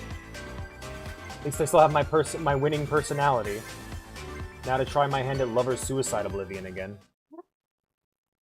I didn't know that, Ghost. That's super. Blue. That's super cool, though. The idea they can see behind the dream is super rad. There's Hatsune Miku. Is this a different character? Same name, right? Maybe it's. Oh, that's the same character. Let's go with this model then, I guess. Now I'm fucking with you. Oh, okay. Oh no, only the sketchiest gas station coffee. That's terrible. I just realized I got a hot cup of coffee in one of those cups that keeps it cool, keeps it hot. I'm just sitting here. Let's groove.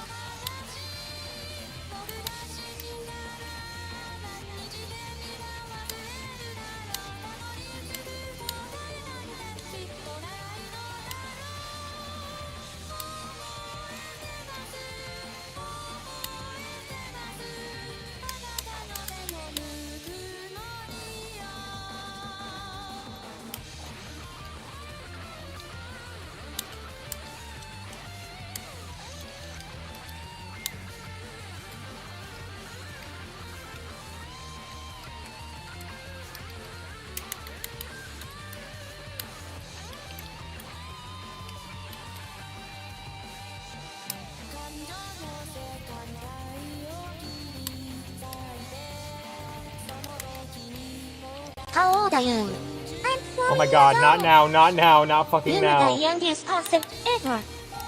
What is your name? My name is Kagami. How old are you? I'm 4 years How old old. are you?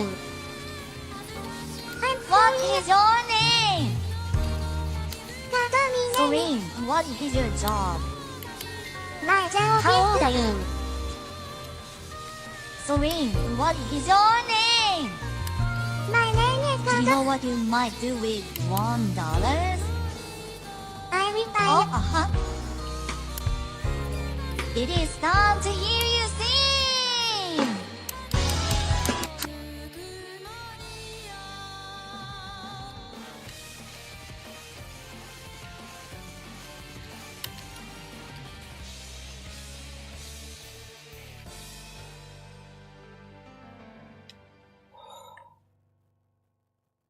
That fucked me up, man. Ayaya, ayaya, ayaya. I failed. That's okay. That's okay. We got more tracks to do. Get off the stage! Sitting there, mocking me. How old are you?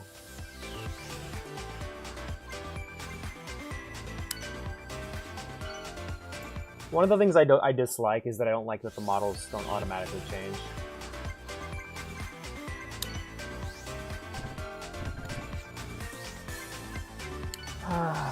There we go, set. I also don't like that my B button sticks, but I mean, I sabotaged that one, you fucker. Hey, progress is being made, so that's all that matters. Sabotage. Sabotage. I love that design. Alright, my thumb is gonna get blistered by the time this is all said and done. I blame Bloodborne.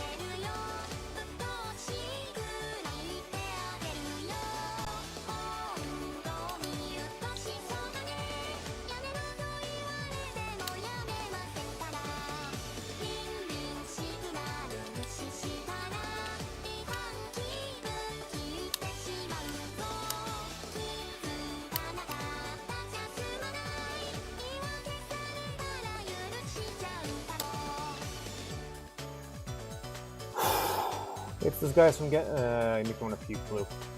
God damn it.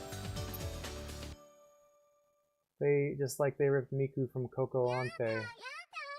Damn. Behold, the twins. Well, the twins have judged me, not... The twins have weighed me, they've measured me, and they've found me wanting.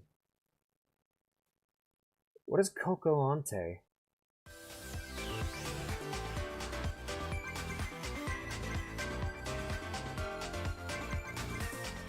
Stargazer? I barely know her. Thank you, thank you. No, I gotta switch the model over to Miku.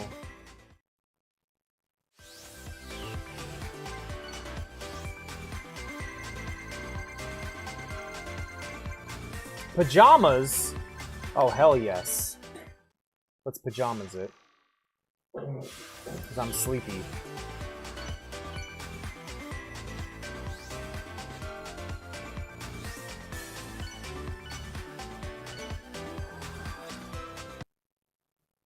Again, just bard energy. Love it. Let's rock.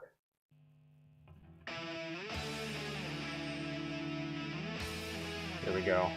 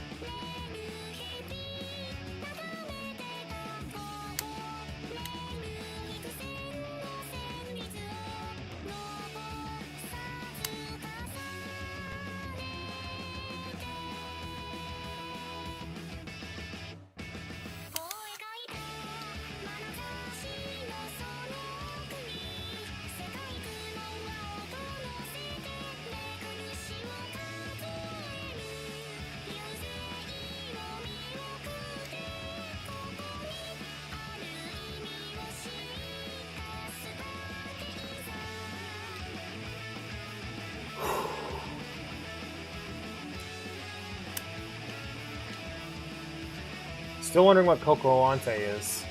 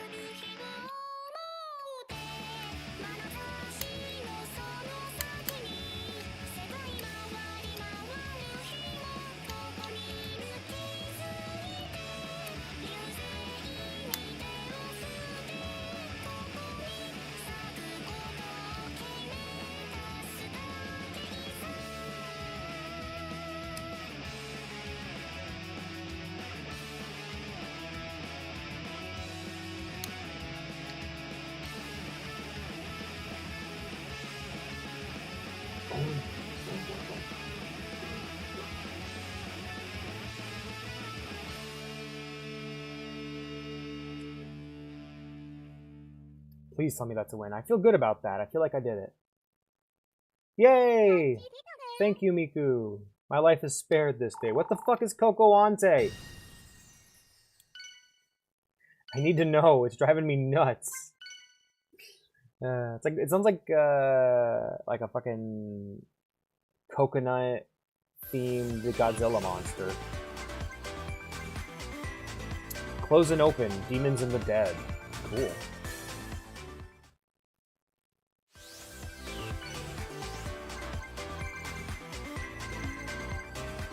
Let's do snow this time, I guess, because we got pajamas and we got snow.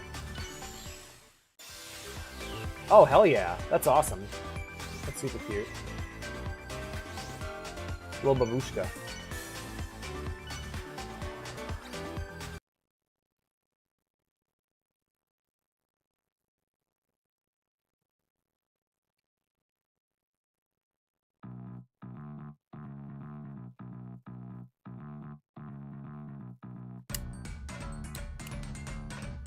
Oh, hell yeah.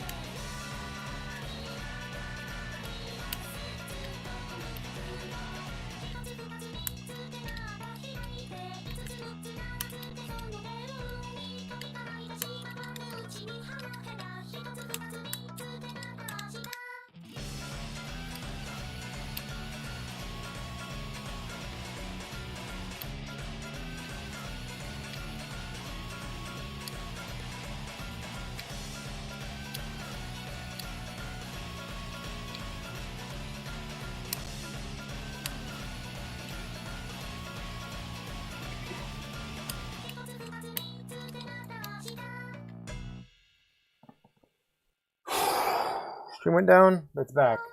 That's okay. That was probably the hardest level I've done so far, but that music was fucking awesome, and that was really tough. So, that was fun. Alright, let's see if there's any more tracks for us to do. If not, we're going back to the earliest one we failed and trying it again. And we're just gonna fucking rinse and repeat. Is the stream back up?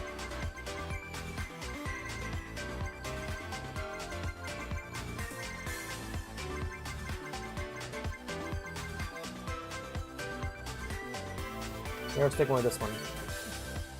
Stream back. Yay. Oh man, I'm gonna make up some Spanish rice after I'm done here. Stream is back. Thanks, Ghost. I keep forgetting Ghost is in a mod here. I keep forgetting he's my Discord mod. Look at those little boots. So cute. I love them.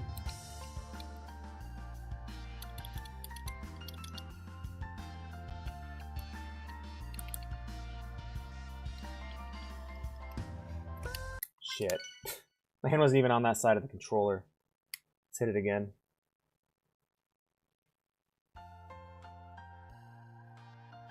Pokemon ass music. I don't know if you guys are thinking it, but I was thinking it.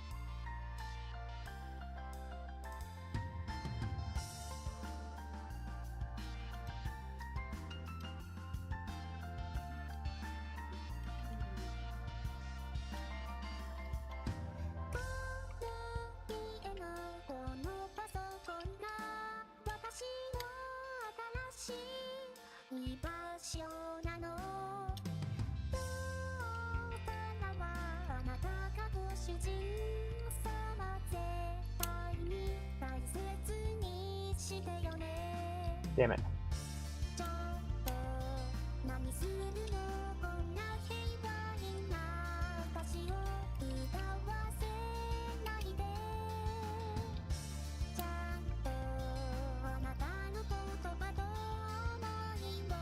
And this song has very different vibes with this uniform. Like her pointing out things. I don't know.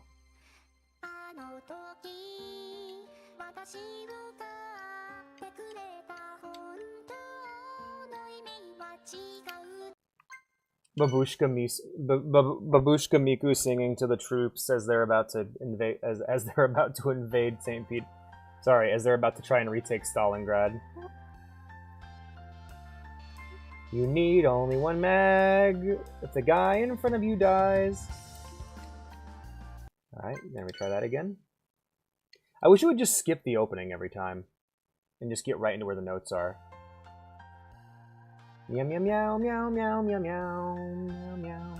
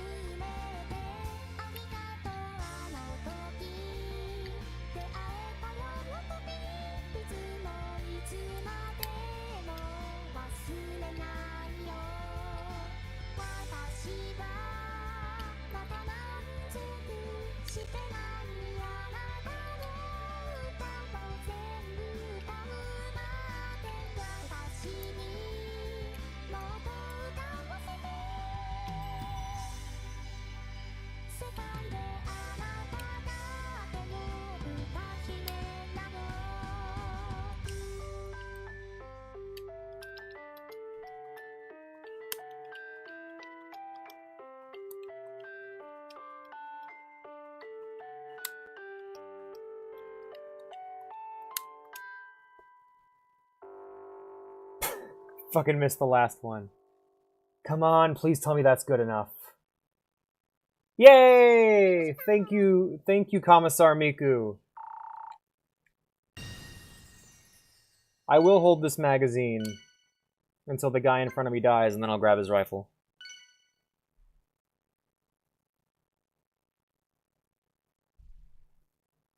Alright,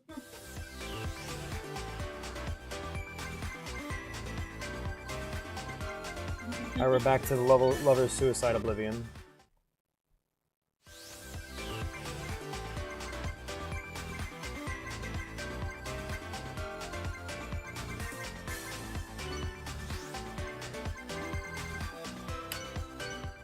Back to it.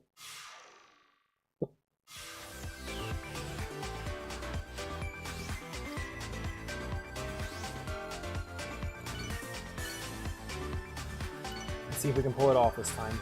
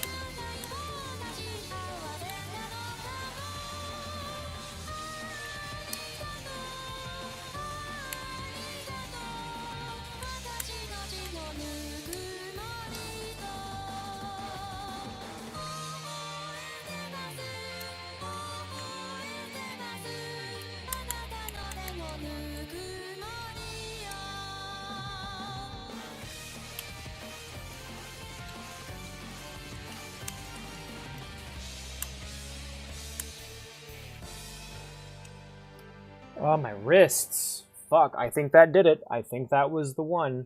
Also, when I see the M on her chest like that, I don't think Miko, I think McDonald's employee. Are you laughing at me, hun? Yeah, I'm laughing Good. at you. Good. For you to kill yourself. Was that your last shot? Yeah, that's my 15. The name of this song is Lover's Suicide Oblivion, so I was about there anyway.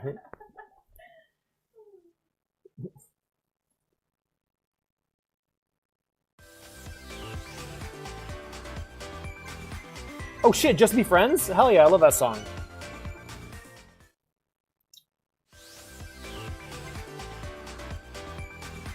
I'm gonna play as Neru for the rest of the Miku songs. I just realized she's on the list. I'm gonna be the other yellow one.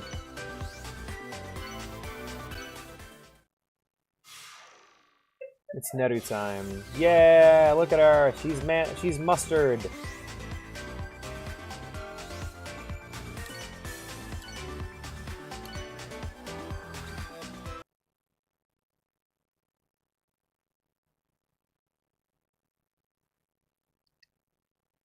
Meow, meow, meow, meow, meow, meow, meow, meow, meow.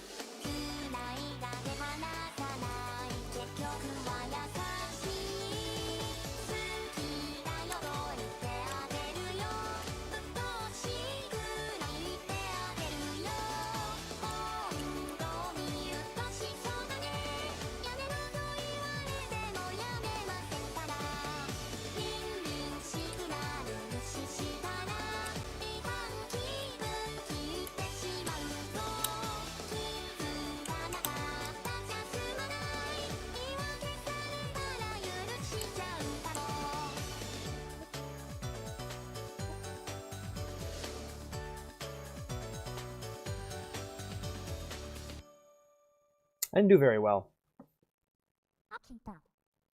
Damn. Oh well. I love that there's a dedicated screenshot button so you can show off how much you suck to everyone else. All 5 people that own this game in the US. Meow, meow, meow, meow, meow.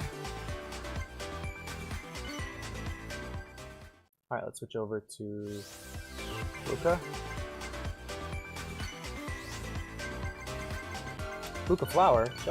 Shell yeah? Shell yeah, Alex? What are we in fucking Bikini Bottom? Oh, hell yeah. What are we, turtles?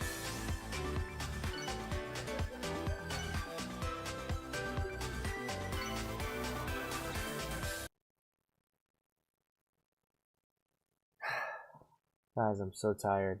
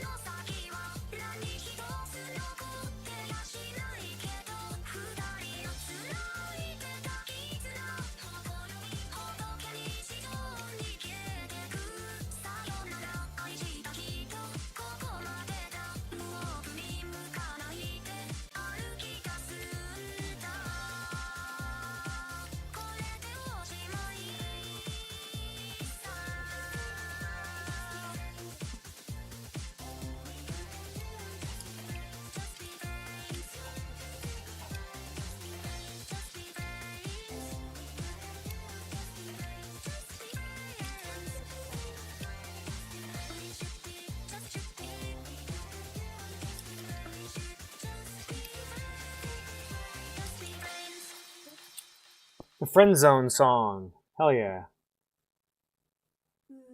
I don't want to hear it. I've had my fill of disappointed anime go. Oh shit! Yo, that's awesome. Back on Tatsujin. Yeah, I've had my fill of disappointed anime girls today. Thank you very much.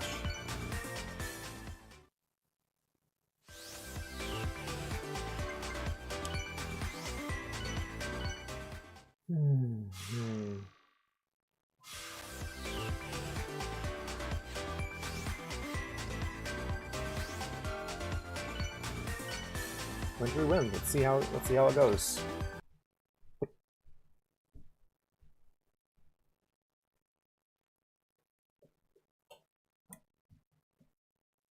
Making really good progress today. We're more than halfway. Oh, that's beautiful.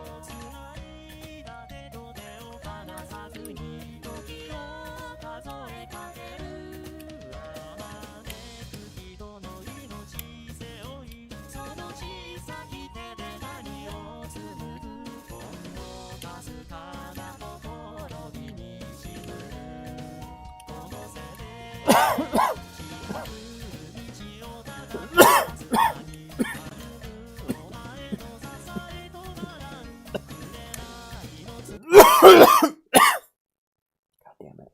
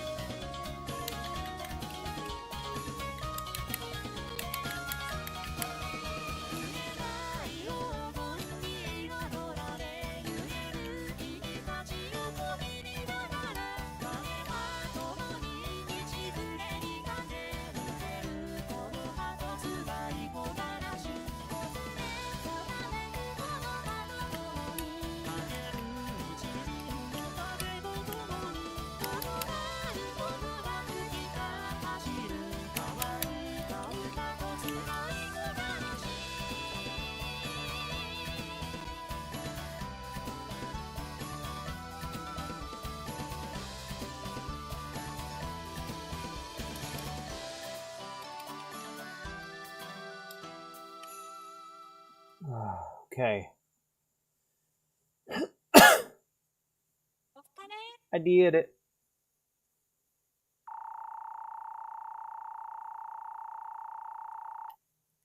It almost killed me, but I did it. I set up a PSV emulator just to play Persona 4 Dancing all night, and it's your fault. It's my fault. You should. I hope it's good. I hope you enjoy yourself. Is that your first rhythm game?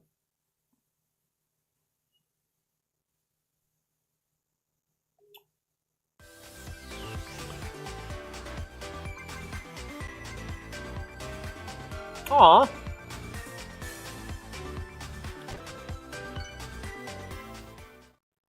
Also, let me know how that works for you.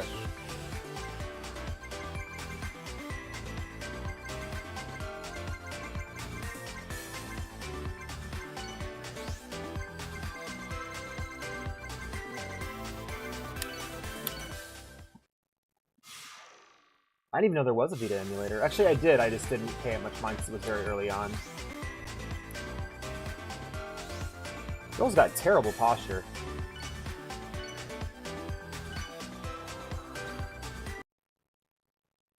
$8K, Jesus, how big's your monitor? But yeah, anyways, that's cool.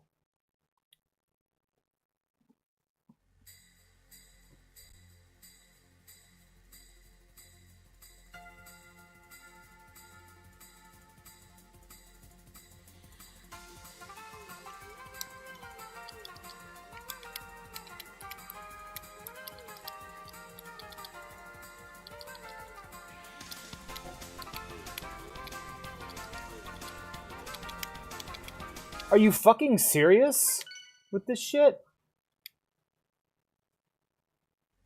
Are you fucking kidding me? Look at this shit.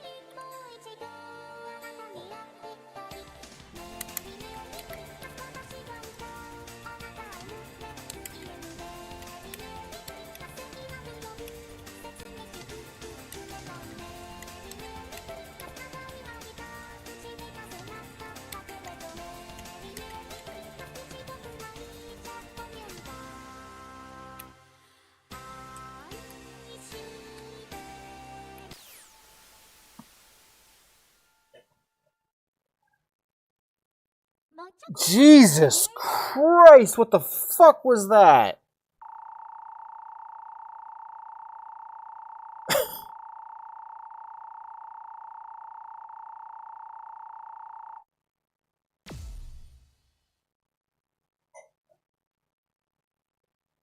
Was that a fucking joke? Like, what the fuck? What the? That was just bullying. What the fuck was that? That was a troll map. That was like a fucking like a Friday Night fucking troll map just showing up in the middle of the game. What the hell?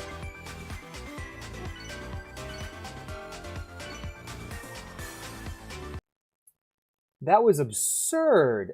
Does she have shit on her chest?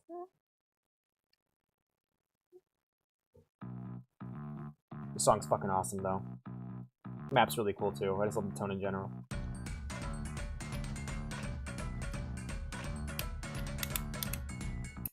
We are going to have to deal with that, and we're going to have to deal with the B button wearing out on this controller.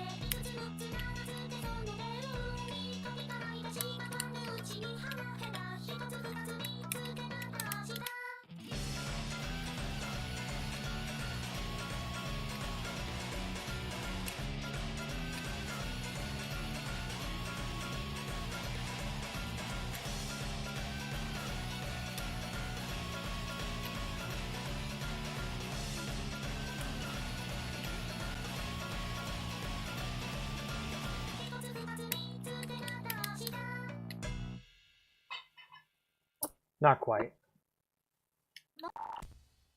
That was fun, though. Fun map. Alright, let's keep scrolling down and see what else we got. And then I believe after this, it's back to the top, and we're going to keep trying to beat those levels we were having trouble with before. Yep.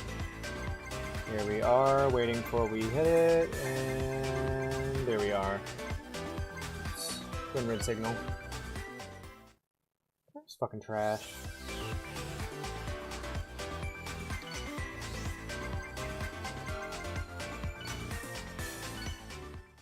Different outfits.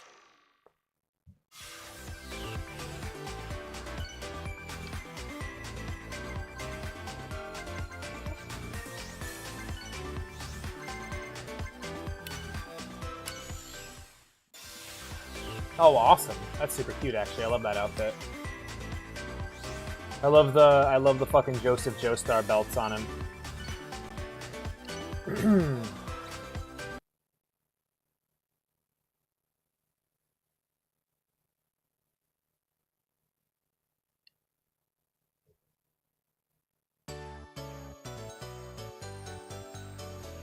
Bum bum bum bum bum bum bum bum bum bum.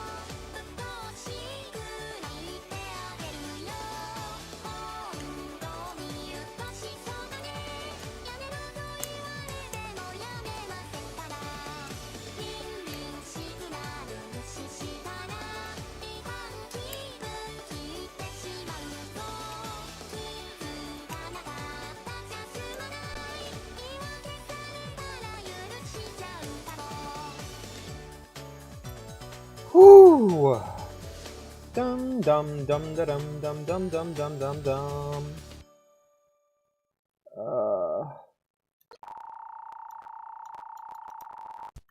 I know. I know.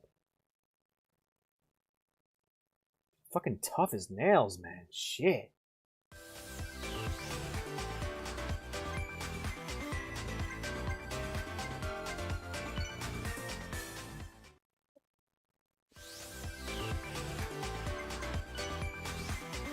I wish it would just set the character by default. It's such a pain in the ass to switch it every time.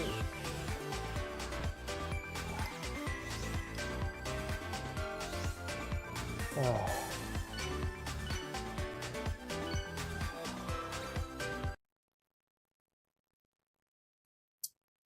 Just want to get one more win. One more win under my belt before the stream ends, please.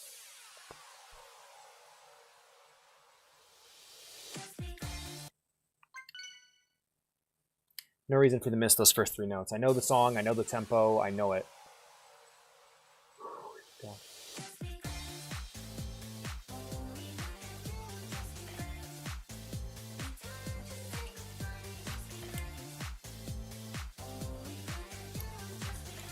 Just be French, just be French.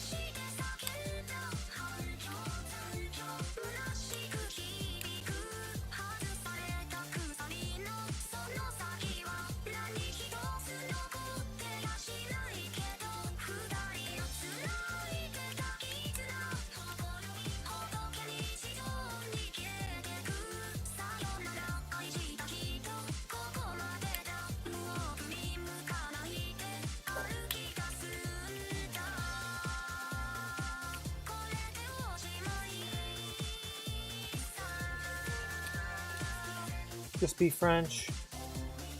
Do is just be French, just be French.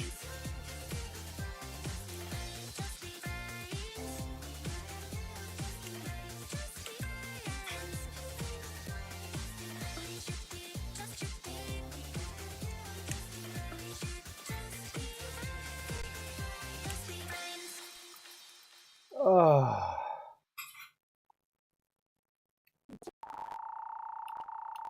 I just can't get a win, can I? Shit. Please don't tell me Christmas is next, because Christmas kicks my fucking ass. That song is, like, absurd.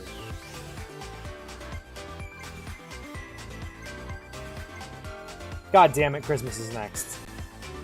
I hate Christmas. I hate Crimbus. Oh, Hatsune Miku.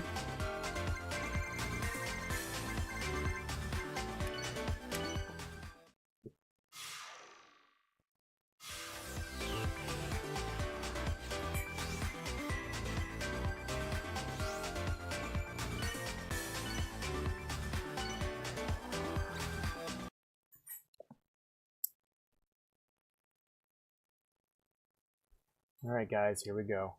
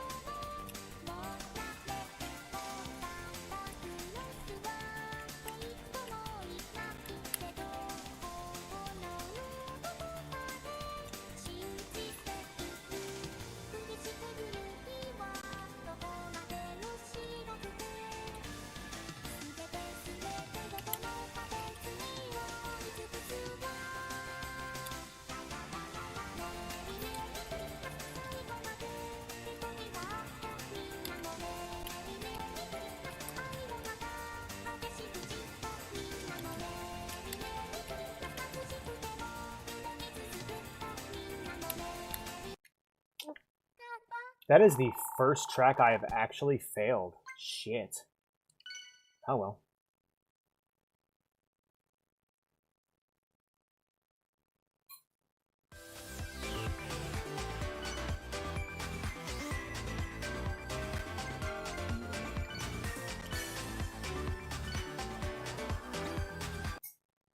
Yeah, Taiko.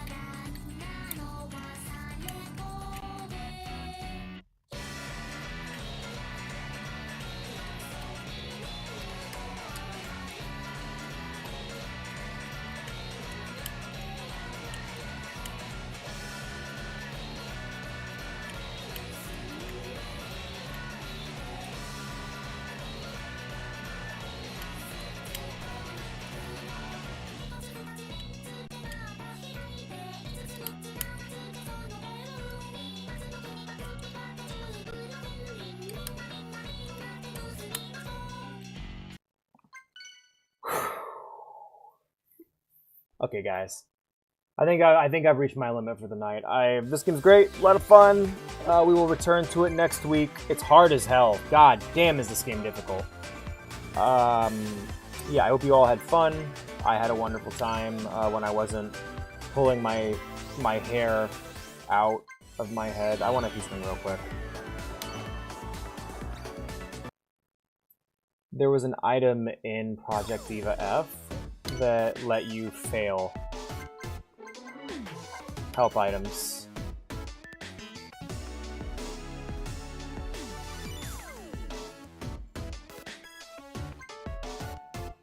Ah, there we go. Cool and fine. Anything... So I have quite a bit of points now. Anything else than cool and fine will be counted as worst. Ooh. Okay, we got recovery. Turns 10 safe or sad notes into fine.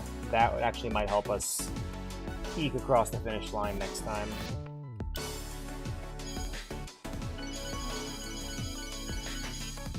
Yep, get those. Yes, so next time we'll be playing with a bit of assistance.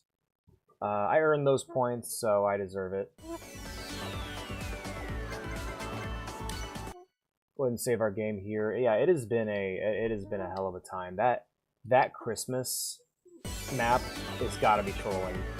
But anyways, thank you all for being here, friends. I hope you had a wonderful time. If you're new here and you haven't done so yet, be sure to follow. If you want to see more from me or you just want to hang out, be sure to join the Discord, the link down below, or the one that I am currently posting in the chat. If you enjoyed the stream and you want to help us achieve our goal of upgrading our audio, be sure to subscribe. Subscribers get access to the special subscriber channels as well as many other benefits, such as being able to watch my streams ad-free on any platform. And finally, if you wish to support me and help me with my difficult financial situation and help me not become homeless, be sure to donate via the link pinned in chat. All that being said, we're going to go ahead and find ourselves another streamer to raid. If by some fucking miracle there's someone else, it won't even let me pull it up. Yeah, there's nobody else streaming in this category. Thank you. It was fun hanging out with you too, Pavina Keck. Tomorrow we're going to be playing some good old RuneScape. And then the day after we'll be doing some Death Stranding, and I will see you all there. We're going to go ahead and raid Scotty Just Did, who raided us yesterday, and we're going to go ahead and raid them in return. They're playing Animal Crossing Wild World for the DS. And I will see you all tomorrow. Take care, my friends.